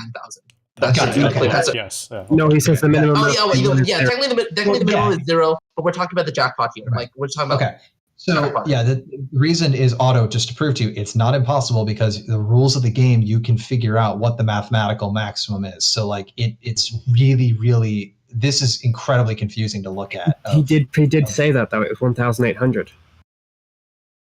Where I don't. Well, it does say. Okay. Wait, hold on. Okay. Oh, up to about $1,800. Yes. Okay. My point is though, like I really would have preferred a thing at the bottom of. There are 5 episodes, max 1,800 per episode. Total amount, like maximum budget requested 9,000. Like just one sentence at the bottom would have made this a lot easier. So, I think this is completely fine based off of what I know of the show, and I know how what Otto, like I've seen Otto work before. Yeah. I think it's going to be completely fine. Just of course only concern just because it's the new event. Obviously, if something does disastrously go wrong, we do have the right to pull at the end in case like something really terribly goes on, but I don't think it will. So I'm happy approving this. Yeah, but the rest of it, now that that's clarified, I'm fine with this. Okay. So approved in full? Approved in full, sounds like. Okay. Okay. To answer a question that I saw from Sasha on why we pulled this one forward and when we did not pull Modern Art's request forward, this is much more complicated and we needed to do so with Otto present. Modern's request, we do not need him to be present for. Even though it is, even though like it was time sensitive, we will get to Modern's in turn, but he does not need to be present for it. He did send us something about it. Yeah, it's in email. That already has an established process. This is much more complex. So we needed to deal with it now. Okay. Back to 5E. Back to 5E. Okay. So. Go ahead, Chief. Yeah, go, Frumple. I'll just come out and say this. I think I can see why this rule is here. I don't think it belongs with belligerent dissent because I think I've explained it a few times already. Belligerent dissent is mainly about people who either repeatedly disagree or complain or do it in an uncivil manner. I should word that properly. Either they repeatedly or uncivilly disagree with staff policies or staff members. What this seems to be more around is any conflicts between players, which I agree we have seen them in game and on Discord. I think it's on its own rule. There are some concerns about, like, in the short term, this would solve the problem of at least keeping off public chat. But at the same time, it sort of hides the problem because we're just leaving those up to those two to solve the issue. And in some cases, some people don't have the tools or help to be able to do so on their own. Sometimes there needs to be assistance from, say, a staff member or someone else to help. Yeah, I firmly agree with what Fumble said here. Like, while this would keep it out of our hair, it could just make things worse privately behind closed doors in a place where we won't be able to monitor it, and thus we won't be able to tell how it's going. So we could end up just with an increase in animosity taking place without our knowledge, and thus giving us no ability to fix or... Yeah. It could just cause things to develop worse. So Wipeout that posted a bit of clarification, and that the intent is that it would be mostly used for project channels, but I don't want the project channels to just be, you're talking about something I don't want to hear right now, therefore I'm shooting it away. Yeah. Like, for politics, we made an exception for that because people get very heated about that. It's a sensitive topic. It comes up frequently. It's divisive by nature. Like, that's literally part of how politics works. Mm-hmm. And it's people get very, like, it doesn't take long for someone to get on a soapbox and all that. So that, like, politics needs to go on its own way. For other conversations, though, like, you should be, like, I would hope that people learn how to handle things and either just like, if you can't handle yourself, be like, hey, can we put a pin in this and come back to it tomorrow or something? Like, that would be the best, is like if you just take a break and then come back when you have a level head. Yeah, I don't want this to be any kind of censorship thing. Like, the only time that I would want to use this is if there's an argument between people that shouldn't be in public. Yeah. Then I would and honestly, I would say, like, just the general thing of like, there are times when like you should be listening to staff. Like, that's kind of an implicit rule of staff are here for a reason. So, Chief, I have a question. When you say for arguments that should not be discussed in public, what sort of argument would that be? Sorry, I don't know if that's the best way to put it. I mean, the thing that AP was just talking about was it is a slippery slope fallacy to some degree, but also just, we don't want to use this in the context of I'll get to your question in a second. We don't want to use this in a case where it could turn to something like censorship. As an example of an argument that probably doesn't need to be in public, there was the incident a few days ago where it was, who was that? It was with Subway and a few others in public chat. Like, that was clearly starting to piss off the bystanders, and it was an argument that, if they were serious about having, probably might have been better suited not in that channel. Or like, the other thing that I'm thinking of too is if it's an argument between two people, say about where to build a rail line in their town or something, like, you might start in public if the server's quiet, but then you might need to move it to DMs because it's only those two people who are involved. I even in those cases, I still have some reason to disagree. I think even topics over things that aren't actually that important or pressing, we should be making an effort to make sure that those arguments, when like, don't just get shoved away in a place where they can worsen and cause like long-term damage. Yeah. Because staff not knowing about these forms of dissent and anger at each other, I think it's kind of proven to be disastrous. Yeah. That was quite literally my entire point, Volby. Was I don't want this to. I don't think we should implement this explicitly because this happens so rarely. And most of the time, if it's just someone talking about like an infrastructure project or something like that, people will say, "Hey, let's take this to a project channel or something," and they'll talk about it. I disagree about having it rarely. It's happened quite a bit. It always happens once in a while too. I guess, but going back to this proposal, I think I would rather see people, when you see something like this happening in public, I don't think the response should be tell them to go take it to PMs or take it privately. I think you should inform staff. And staff can then make a decision of, okay, what was said. They'll look at what was said.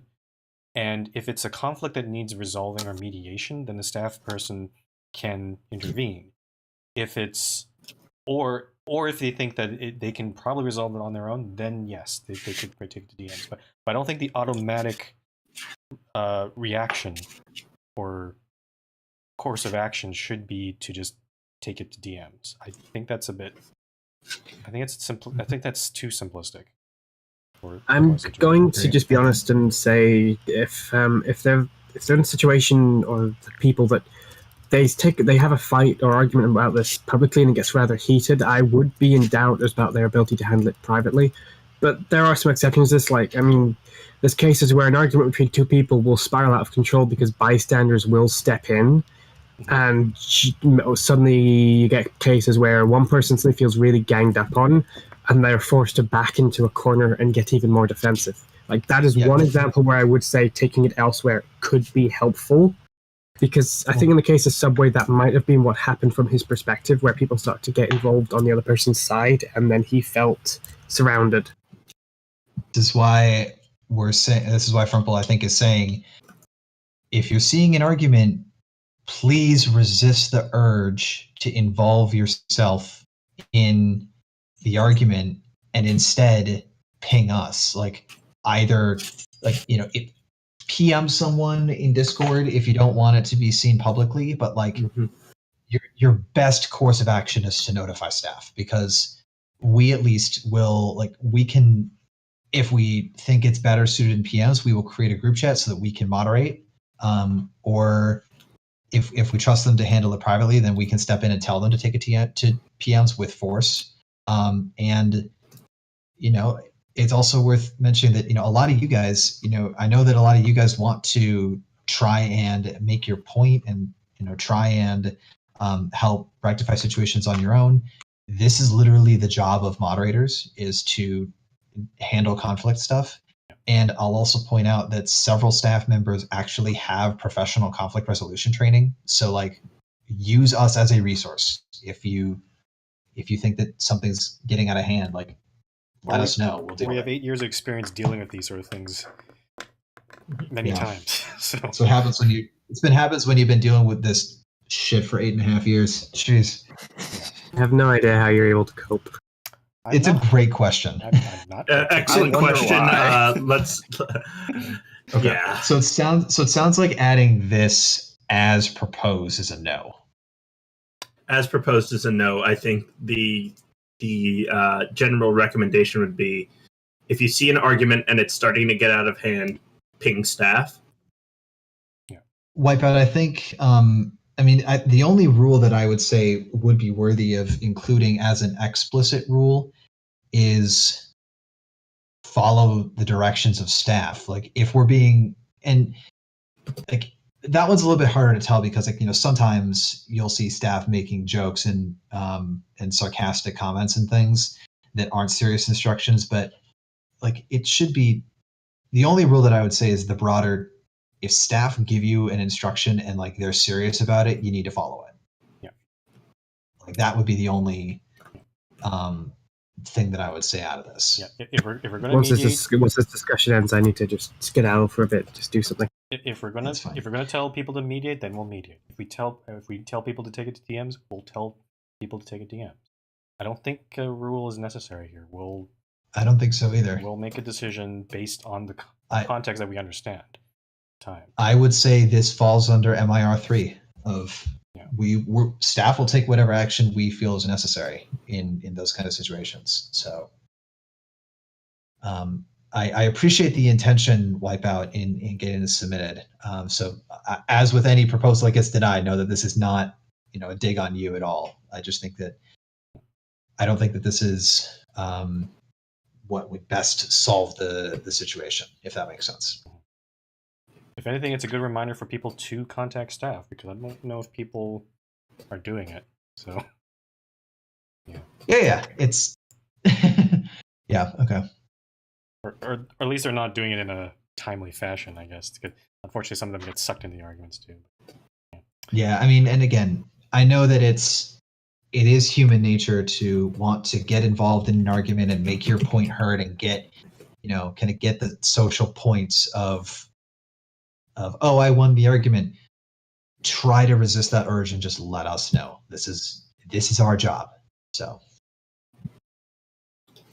if there's no staff on, that might be the time to let's move on. Staff, so. 5. Are we still in 5? 6A. No, 6A. I'll be back in like 5-10 minutes. All right. You just yell about road signs or something. I have no problem with this one. This is fine. This is fine. Go ahead, BTLD. Any objections? Going once? Going twice? Approved. 7A. The great removal of toll roads continues. Yes. Okay, 7A. So the Winter Games in Dand. Corn and Frog.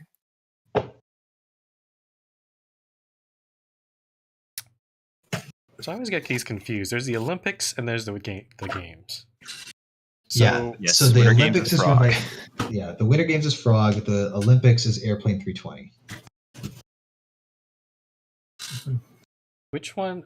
I think both of them have had issues before, correct? They have. If I recall correctly, the Olympics airplanes running, the last one was done pretty well. I don't know about the summer or winter games. Were there summer games this year? There was not a summer game. There wasn't Just a summer games. Frog only does winter games currently. Okay. So, do we remember how the last winter games went? So, to my knowledge, there were some of the parts went well, but if I remember correctly, it was kind of done at an inopportune time where kind of a lot of the participants ended up leaving, and it was like because I think it was like 3 or 4 a.m. and they're like, oh, we told you you have to leave at this time, so like we're gonna go. So I know some people had to leave before it was over. Remember that? That's like the big sad thing I remember. I remember the parkour was too hard, but that's kind of like a minor thing. But I remember that the scheduling was a little bit of an issue for each participant. I mean, in terms of winter games, I know the planning has been decent. Connor has talked about how both him and Frog have been coordinating, getting everything ready.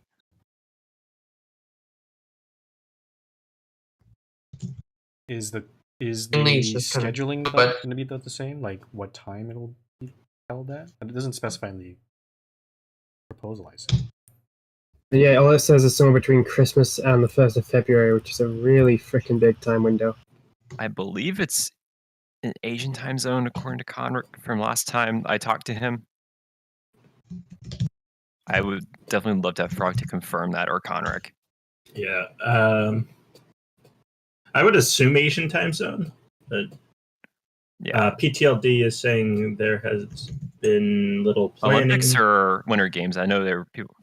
We're talking about Olympics or Olympics. Yeah. We're talking about the Winter Games right now. Yeah, Winter Games have actually been doing some decent planning. Connor and Frog have been working on that. Okay. Well,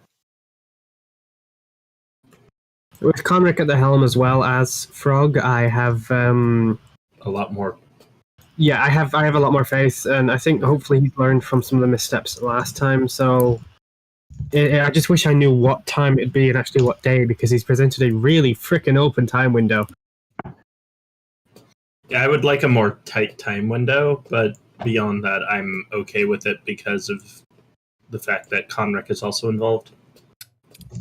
So approved pending dates from Frog? I'm just going to check. Pending dates, yeah. I'm checking the funding. So approved. Hold on. I'm just going to check the last Winter Games funding just as a comparison. Where is it?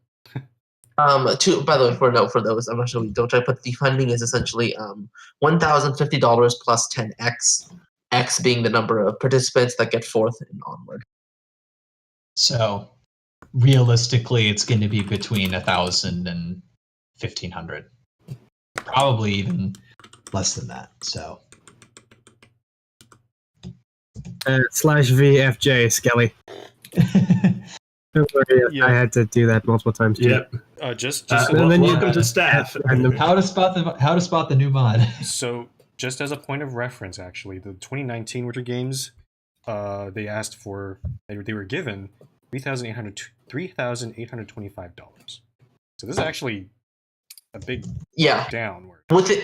With it being considerably less, I think because after you saw maybe how there might be less participants and stuff like that, I think the lowering is very much understandable. I'm fine with approving this amount. I'm very much fine with this amount. It's okay. It's just the timing is I'm a little I wonder when they're gonna pick it, but I don't think that's major enough. Yeah. To stop it. We just want Frog to give us updates, and then the dates, and I think we're good.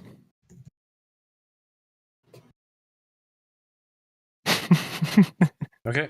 Yes. Approve then? He's already mod. He's knowing the advantage to Mez better than me. I didn't even remember what the heck the fake leave command was.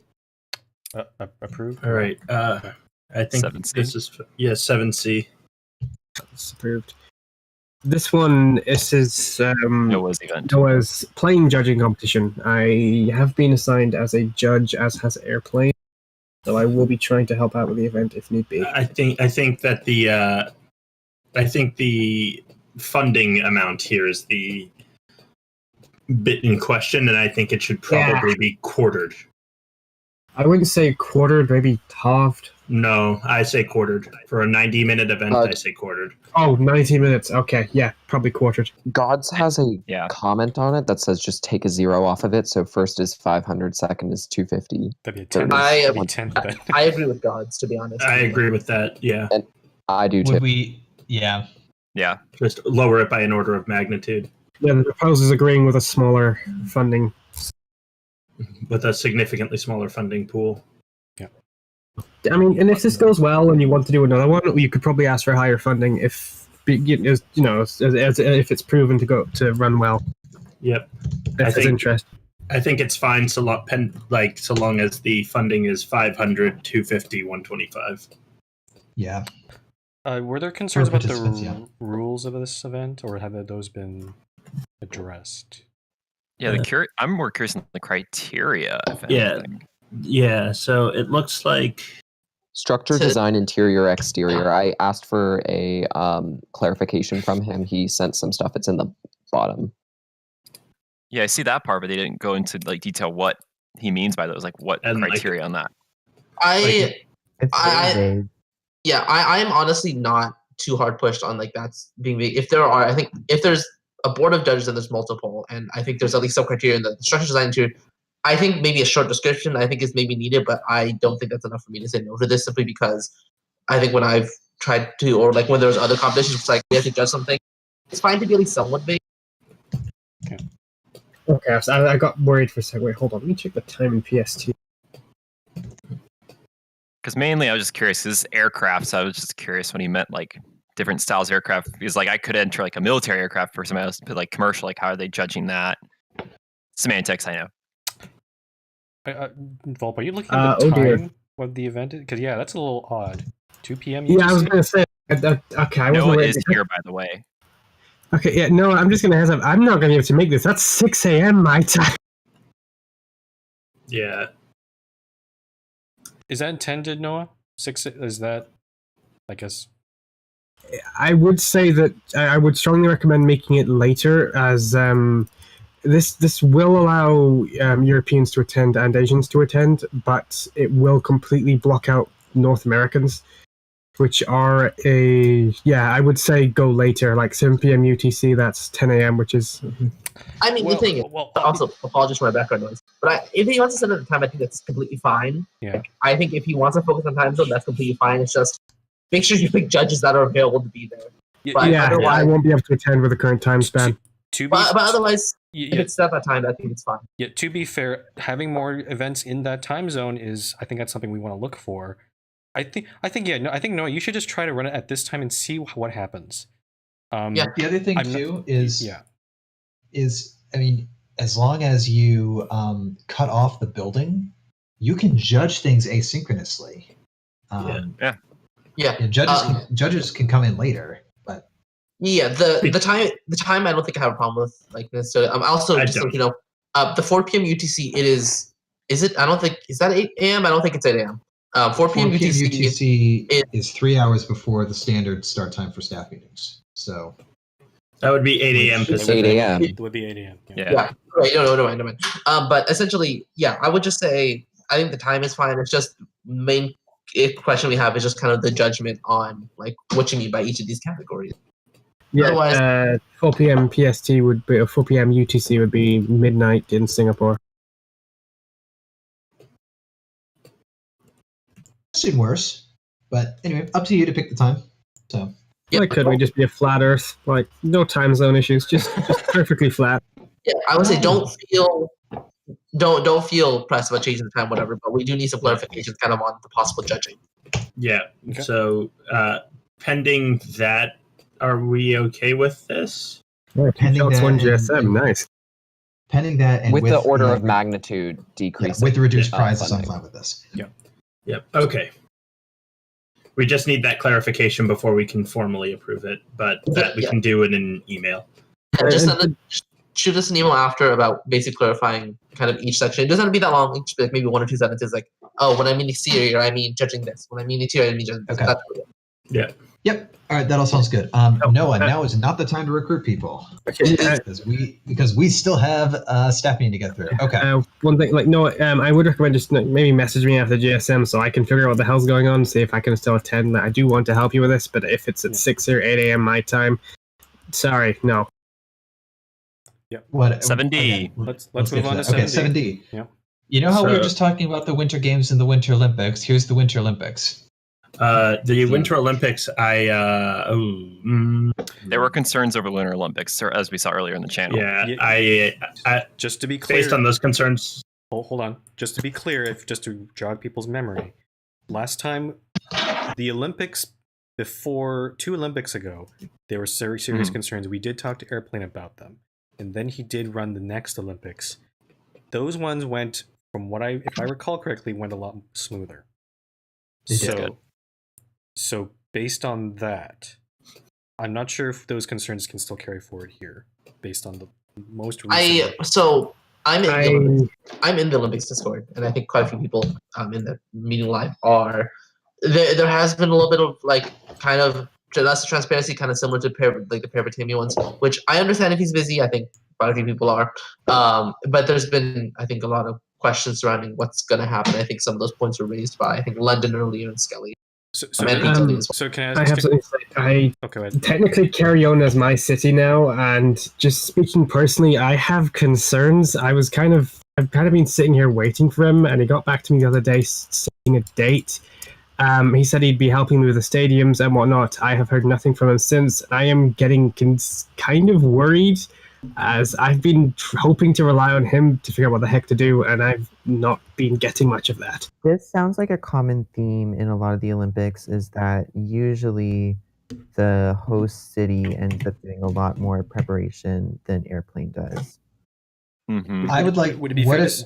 I'd like. Go ahead, Chief. Yeah,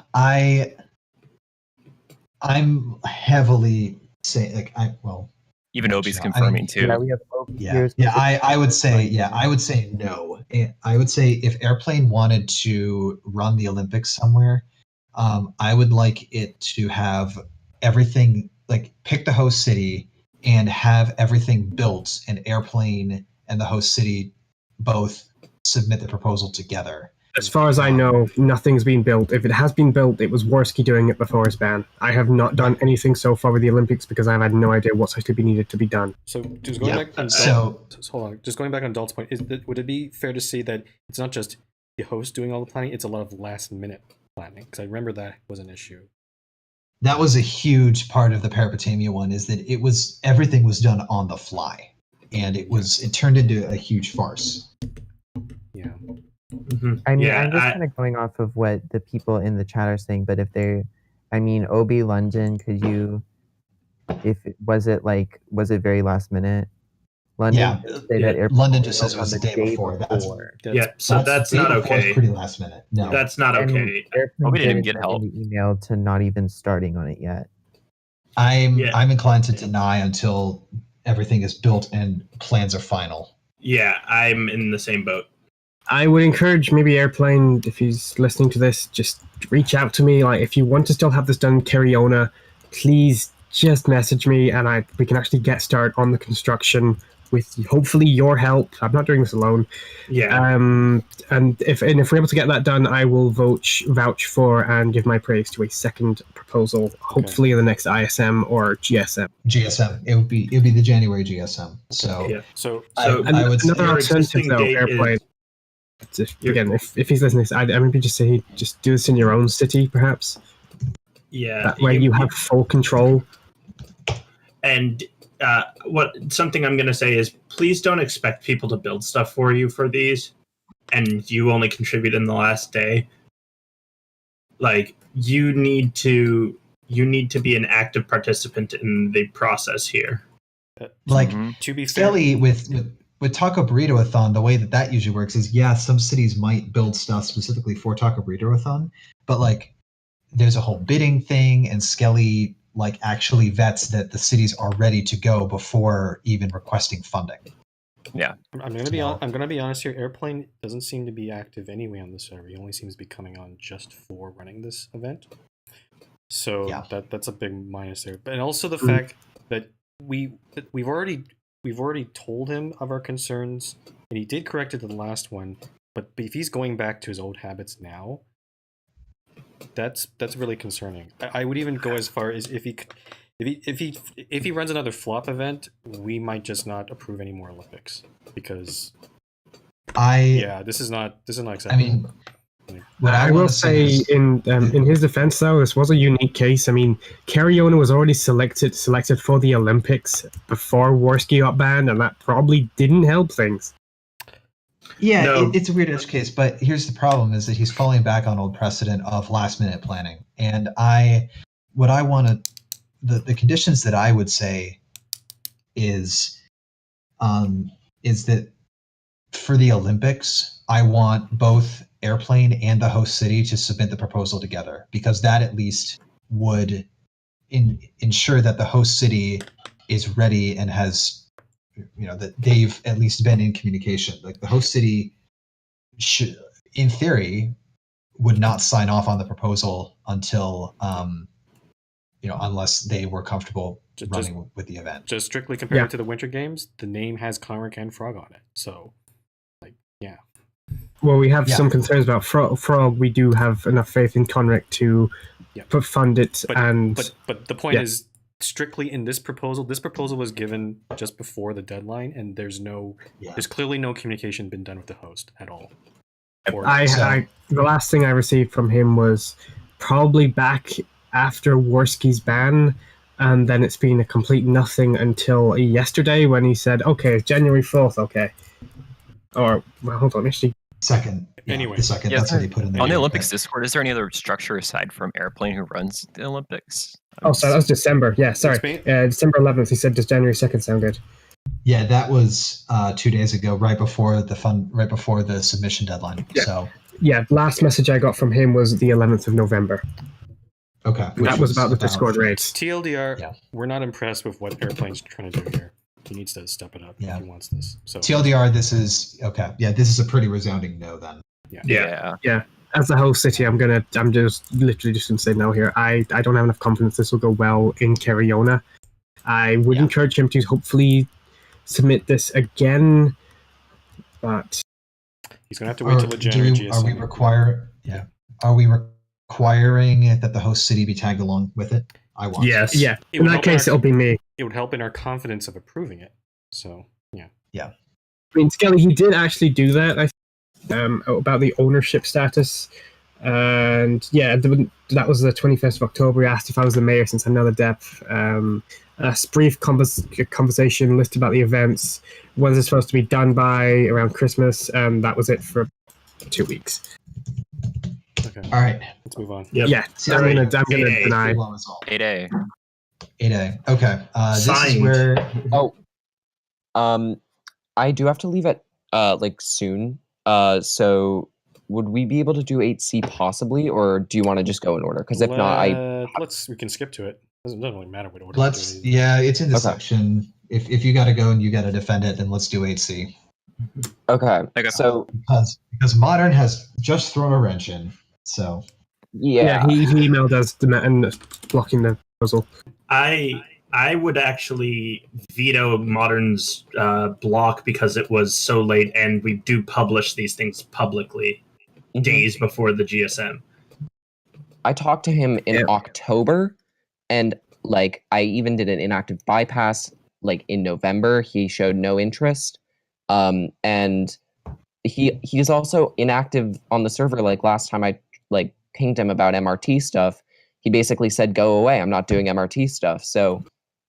It's just it sort of seems like it's so it just feels weird that he decides to do it now. That's just my thing. And he's claiming that Kyle didn't reach out to him, which is false. I included a screenshot.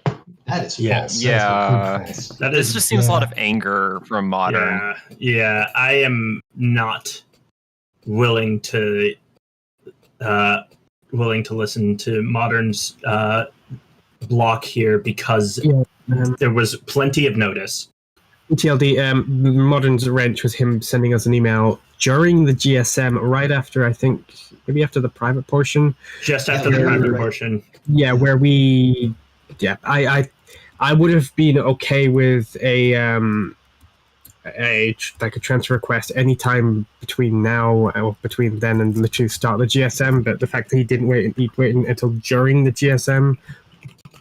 That seems I'm really not a fan of that. The other thing too is you can use your phone. We publish these things on the website. if you're on, you can use Discord on your phone. Modern has been in Discord and has had 2 months to do deputy mayor succession protocol. Modern Art was actually online on the server 3 days ago, so if he could have submitted it then, it would have been a-okay. Yeah, there's been so much opportunity that I'm willing to say that the fact that it's a late submission, like a late comment of submitting it during, like, I'm willing to override that and give out. Yeah, curious to what Skelly means here about not in good faith. Like the not in good faith is that we published this days ago. Modern was on the server. We published this a week ago. Well, no. He's saying that he thinks that the DM request is not in good faith and that he's just trying to block it to block it. I'm not really sure. Yeah, I'm not really sure that Modern actually wants the town.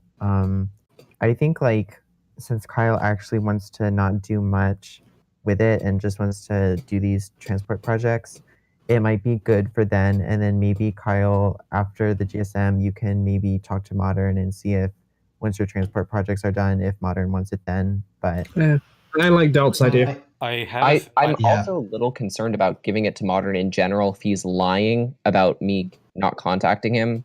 Like, that's not it right now. My thought is Kyle gets it as mayor. If Modern wants to build something or do something with the town, Kyle can just approve that outside of all of this. Like, I think we transfer this to Kyle, and then as far as I care, our involvement is done. So I heard PTLD asking this. Since this is technically a request against an IAT, should Modern's email be published in the GSM, even though it was posted after the deadline? Because I'm wondering, just in terms of transparency, whether that would be beneficial or not.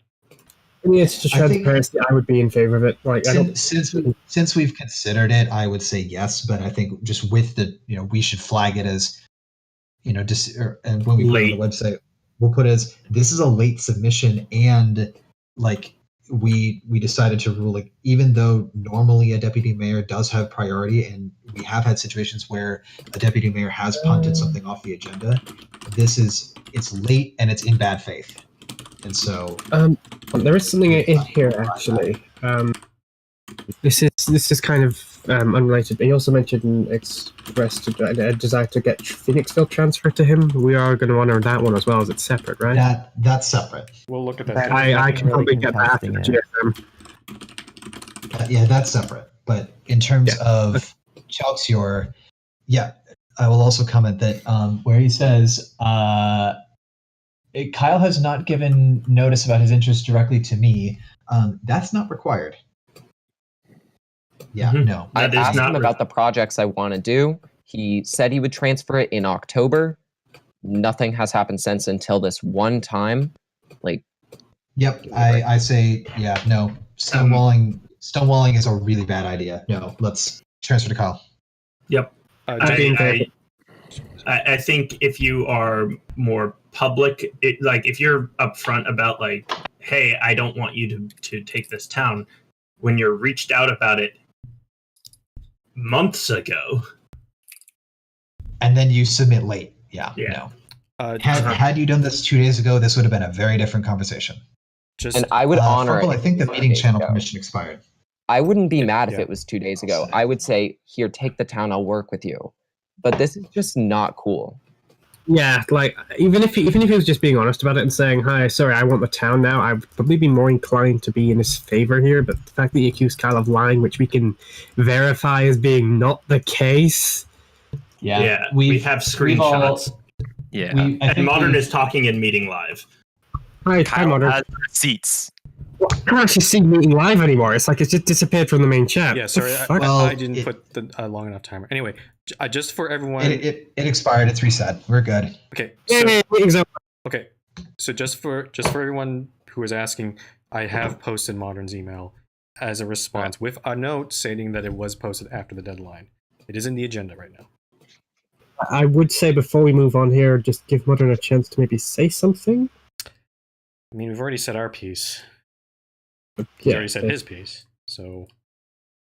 Oh, okay, I see. Modern's opening statement was that email. Like,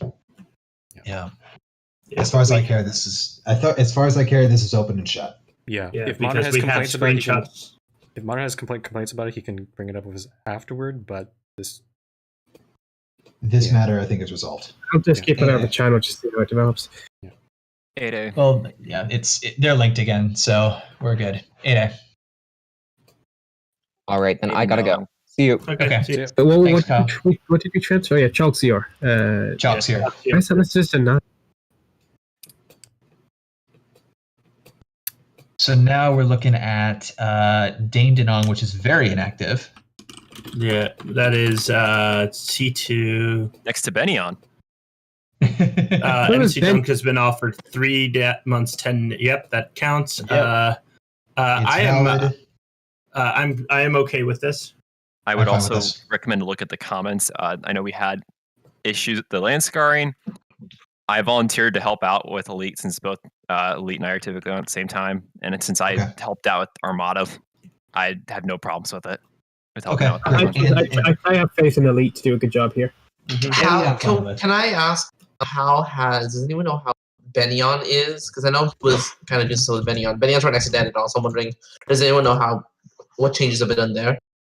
We did visit there a while back. That's not good. There are still some land scarring. I think the city is better than it was. Why is the giant building not safe for work? There's improvement, but there's clearly still work that needs to be done here now. Yeah, I mean, I'm not expecting everything to be fixed immediately, but as long as there's improvement, I'm okay. Elite, have you actually done work on Benyon, or have you been waiting on Dandenong first? Okay, this is bad, actually. Yeah, there are some big issues with Benyon that I think might need to be looked at. Yeah, okay, I retract my idea. If there's anything that's been done, I can't tell. Oh, okay. Yeah, double warned might have hampered his ability to do so. Would you be opposed to combining it into like both them together to one project? Elite says he can maybe come into VC and explain things if that would help. Mm-hmm.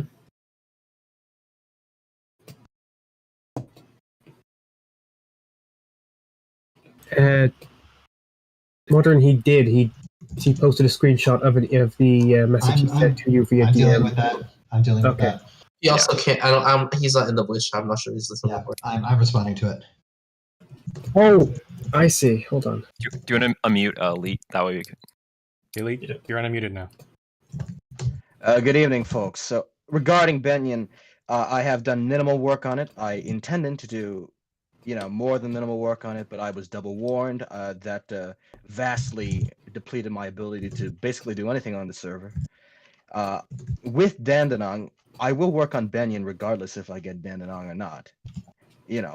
I plan in firstly getting rid of the grass visor, then regens in South Benyon, and possibly regenning downtown Benyon, saving the franchises, laying it out into a nice presentable town. There's a lot of history in this town. There's a lot of memes in this town. I'd like to, continue the cycle of that. I just got double warned, so I couldn't really do anything. Yeah, that's a valid excuse. I'm going to propose this. I know the proposal's for Dandenong IAT. So if we went through with it, and of course he's going to fix that up too, I've proposed that it's rolled together into one, both Benyon, Dandenong kind of clean up. Because as Elite mentioned, he needs regens. That's clearly an admin job.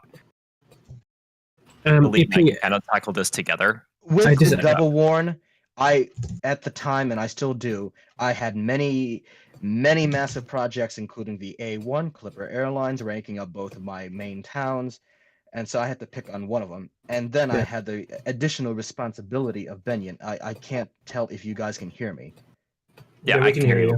I'm just proposing that I volunteered on the staff agenda to basically help you out with Dandenong with the land scars. I'm proposing to roll that with Benyon together as one massive, basically revamp project. Yeah, I have no objections, and in fact, I'd gladly make you a deputy mayor of both the towns. With Ceci's help, I have full faith this could go quite well. Given that we're both on at the same time, usually it can help get this cleaned up in a decent timely manner. Yeah, I fully approve of that. Hopefully this town's put back together. Like PTLD did a wonderful job with Armada, and hopefully you can do the same here. Really, the issue in Dandelion, it's just a big grass visor. That is in blatant violation of the law. Visor? I'm not actually familiar with that. Teleport to me. There's a big artificial grass. I called it a visor because I mean that's. Any of our staff ever comments so about strange. Oh my god! What the hell?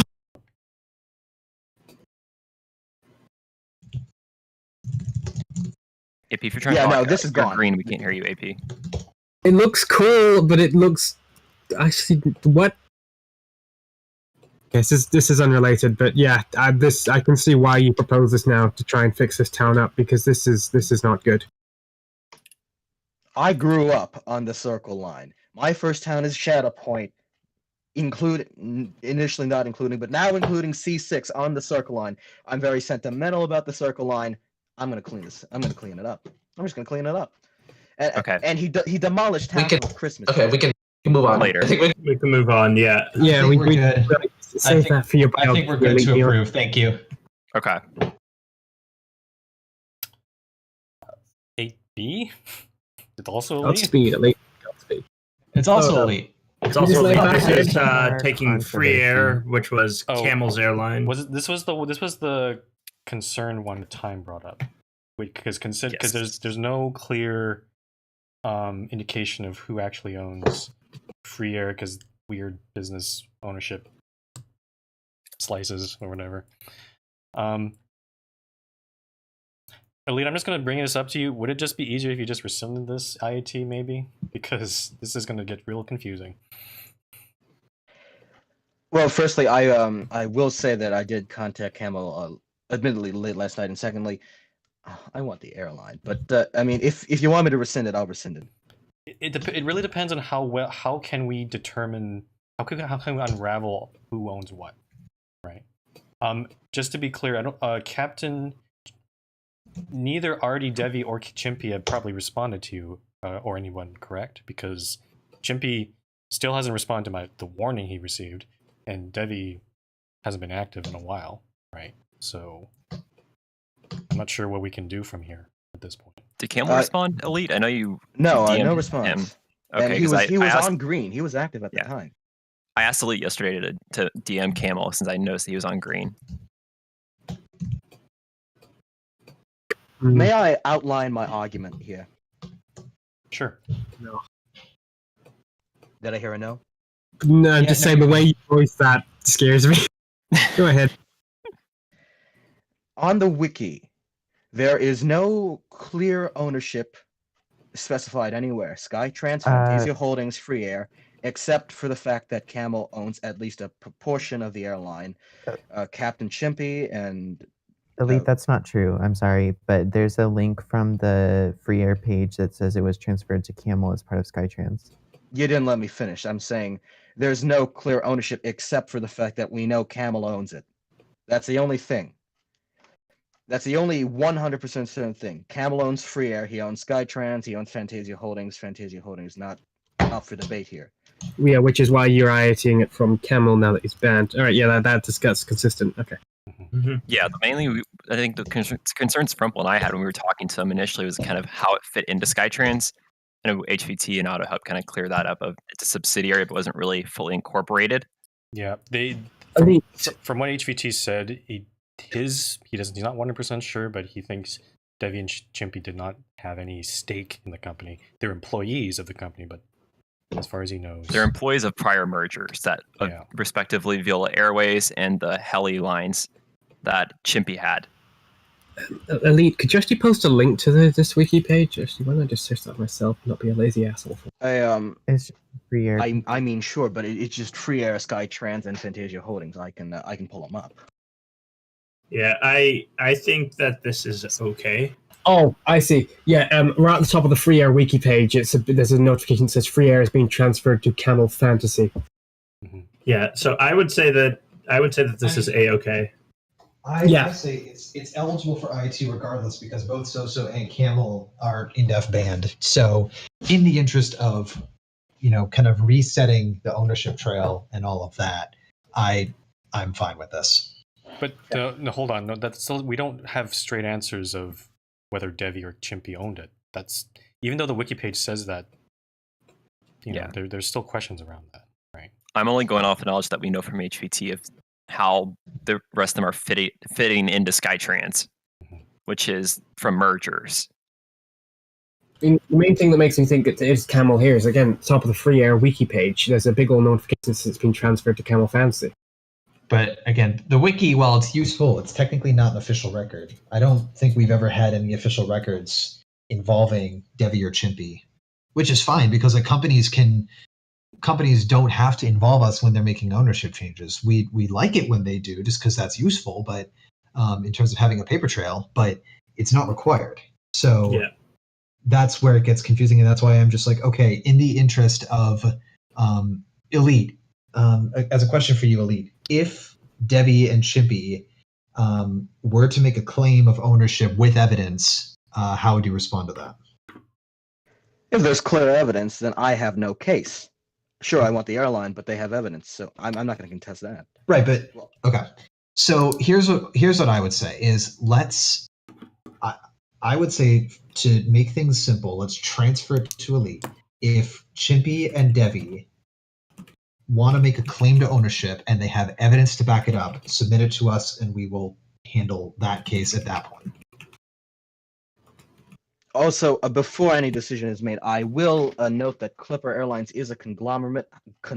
However, there are clear percentages of ownership listed on the wiki, and if you want, I can own Free Air by myself, like me and Sans own the individual Clipper heli lines because we have two of them for some reason. I think for the time being that would make things a lot simpler. Yes. So yeah, I appreciate that. Yeah. Transfer just Elite himself. We're transferring just to Elite the person. Explicitly Elite, and if nothing, because Chimpy hasn't been on for 2 months, 8 days, and Devi Sky I can't find on scene. He changed his name, I believe. 2 months also. 2 months also. Yeah, 2 months. So if in a month we haven't heard anything from either of them, I think this is case closed. And I would say at that point, Elite, if you don't, or if we don't hear from them, Elite, you can at that point fully merge it in without needing to involve us. Yes. So just to make clear what we're doing, we're giving this to Elite, but under the orders of not merging it in case Devi and Chimpy are able to prove ownership. Correct. Yep. And for the record, Devi that sounds good, yes. was to argue our transfer of the transfer of Arcadium whenever I did. Yeah. On Arcadium. Elite, just a warning. If you're going to get any sort of pushback, you'll probably get it from Devi based on our previous interactions with him. Exactly. So, and I would say just like what we said earlier, if that happens, just escalate it to us and we'll deal with it. Yeah. So yeah, we'll deal with it. All right. Yeah. So and just to be clear, if neither Devi or Chimpy look at this for maybe the next 6 months or something like that, roughly, then maybe at that point, then you would be free to merge it into your own company or whatever, or do whatever you want. Yeah, that's what I'm saying. Is give them a month or a few months for them to be inactive. Yeah. And then do the merger. The main reason that I would say, because normally, since they're not technically inactive right now, normally that would be an issue. But I would say because there's no clear paper trail, I would say let's give it to Elite. Elite the person, and in a month or two, if there's no contest, then Elite is good to merge. Okay.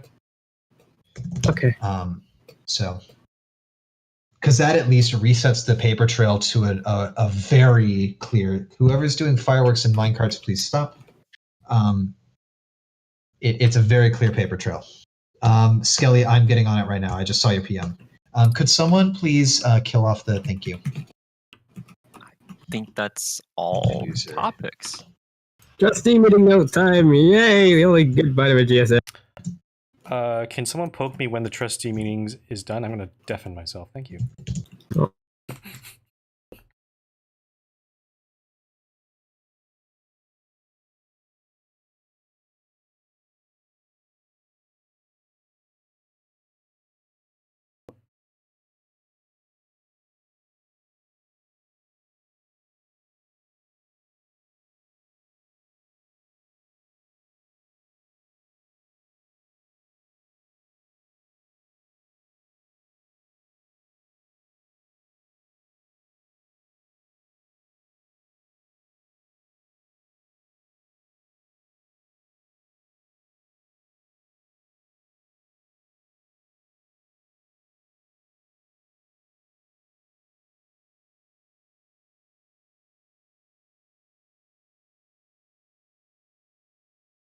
is nominated for trustee.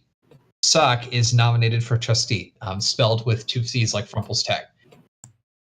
Chief is demoted to member for killing the trustee meeting courier donkey.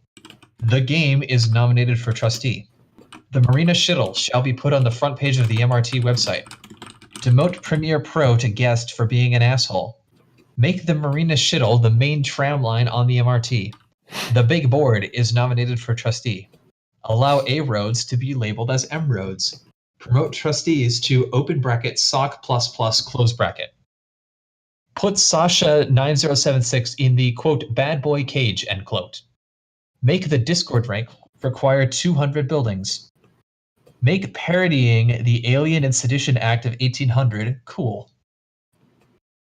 Declare that the Pacer Replacer Class 484 looks like the Long Island Railroad M9, New York City Subway R142, and the SkyTrain Mark I. Don't adjourn the trustee meeting until after Elite can get on Minecraft. Give everyone in attendance at the trustee meeting a copy of the trustee meeting notes. Make the poster of George Bush eating a cat the official flag of the trustee meeting. Let Elite be online for 30 seconds before we adjourn. Declare all people presently online as very cool people. The meeting is adjourned. Yes, we are I all still don't know who people. The only part of that has been adopted is that everyone who is online is very cool. Thank you. Have a nice day. Thank you. I shall now put this in the customary Bawabik Central Library Trustee Meeting Notes Depository, and we will open the floor for questions. If you have a question that you'd like to ask, ping me in the Meeting Live channel. You can either ping me with the text of your question or ping me if you would like to speak. But the floor is open for questions, so go ahead and ask. Hey, Chief, you don't take the Shadow Point Navy to Namakana and then take the HBL to be whooping. Or TPA to Chief now. What was the final say on Avi off? Can you? That was the event that Noah is running. Oh, the final decision was it was approved, but with reduced funding, and Noah just needs to tell us dates.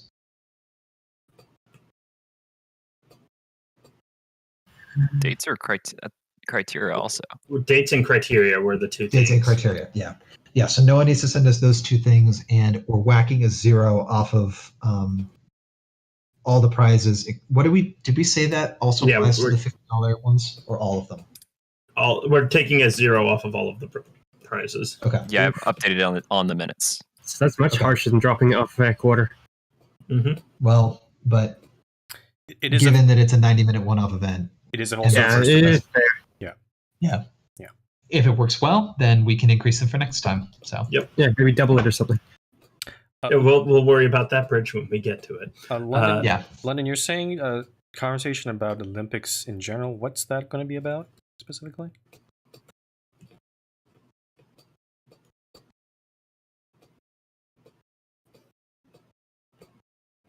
Oh, and London has another question. I don't have any other questions pending, so I'm assuming you guys are all typing, but go ahead and if you guys have questions, again, just keep posting them in the channel. Ping me if you need to.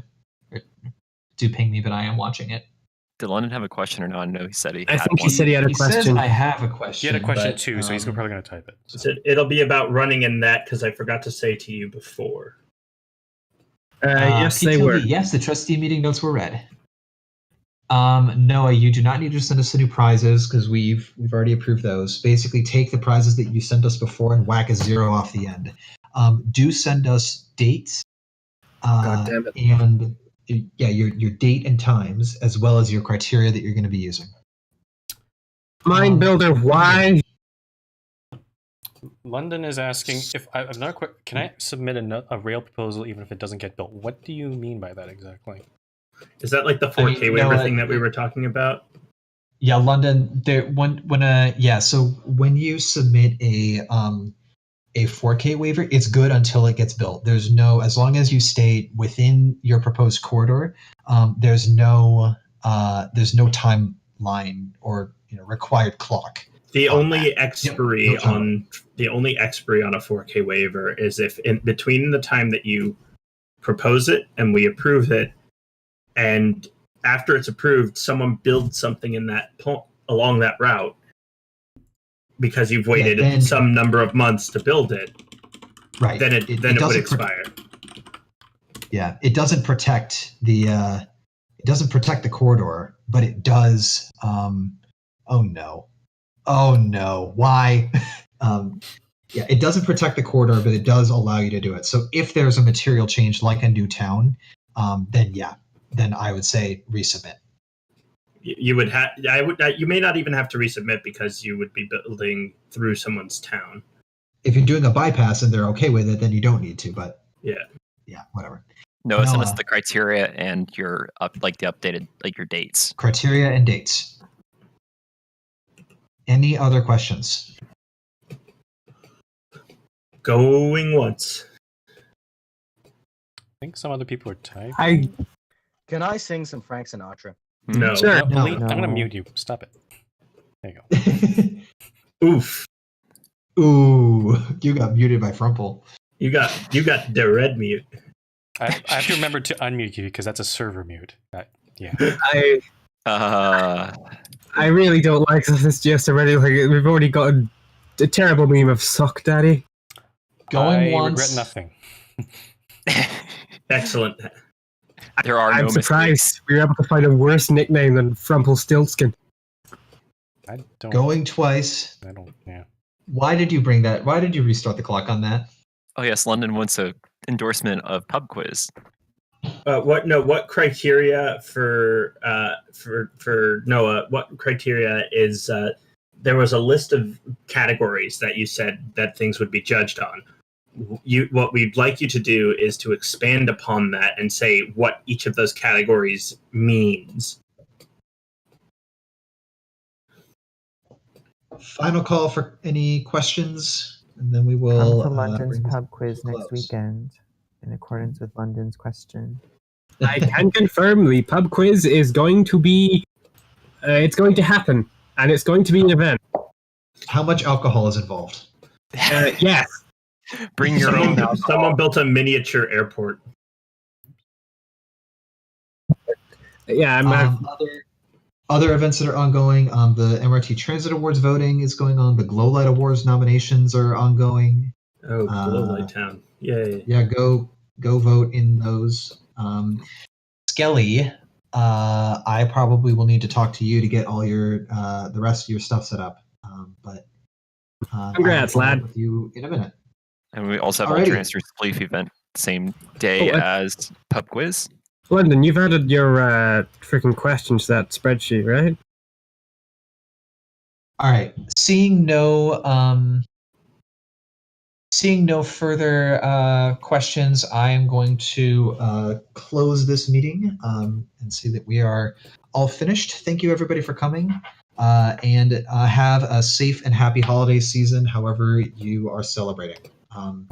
Just going to add something. The reminder: there's no ISM this month, so you're going to have to wait till the January GSM to submit any proposals. Technically, moderator nominations for January are now open, so you can now send them in if you'd like.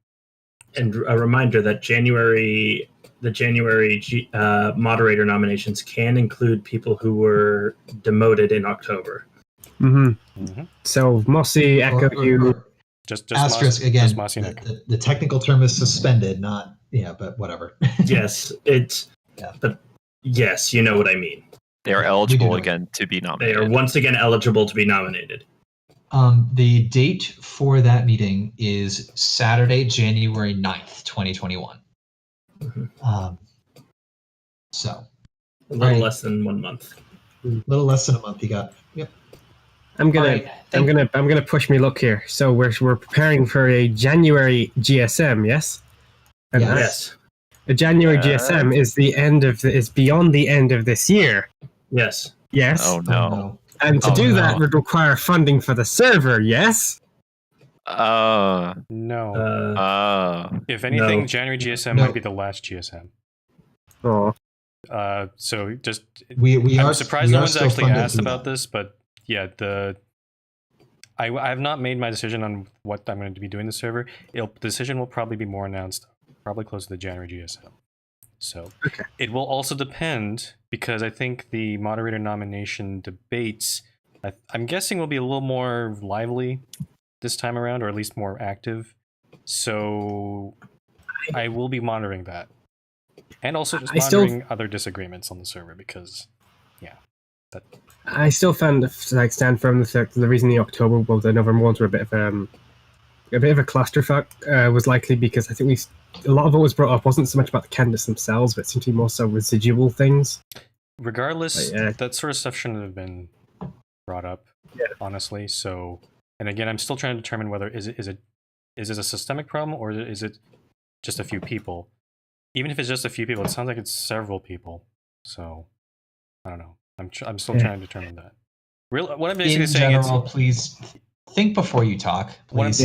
What I'm basically saying, use your brain. What I'm basically saying, it's up to you guys of whether you want to keep the server or not. I will make our decision. I'll make the decision based on what I see, and that includes whether it's in the moderator nomination debates or not. So. Sorry. Yeah. Anyway, it's just a general. Yeah, be on your best behavior more now than ever. Like. Yeah. I will also, I made this post in the Sirius channel, but I know there's been some speculation of that if Frumple decides to not renew the server, that would it be passed on to someone else, and especially would it be passed on to me? I would just like to clear up that speculation a little bit and just note that whatever Frumple decides to do, that I will stand by that decision, and that if Frumple decides that the server is going to close, that I will make absolutely no attempt of, at least as things currently stand, like I would not make an attempt to take it over just because I respect the decision. So if people have any questions about it, I mean, I've already discussed it in Sirius, but if you want to PM me or talk about it in some other means, I'm totally open. My door has been open quite wide. Yeah. No, if you feel there, but I'm if people want to have conversations about it, then or have questions about it, then please feel free to reach out. So. Yeah. Alrighty. Again, there will be a January GSM. It is on January 9th. We will deal with all that other stuff then. But I think for now, that's it for this meeting. Thank you everybody for coming, and have a good rest of your day or night or whatever time it is for you. Okay. I'm gonna get that Phoenixville transfer, and then I need to go eat breakfast. You haven't eaten.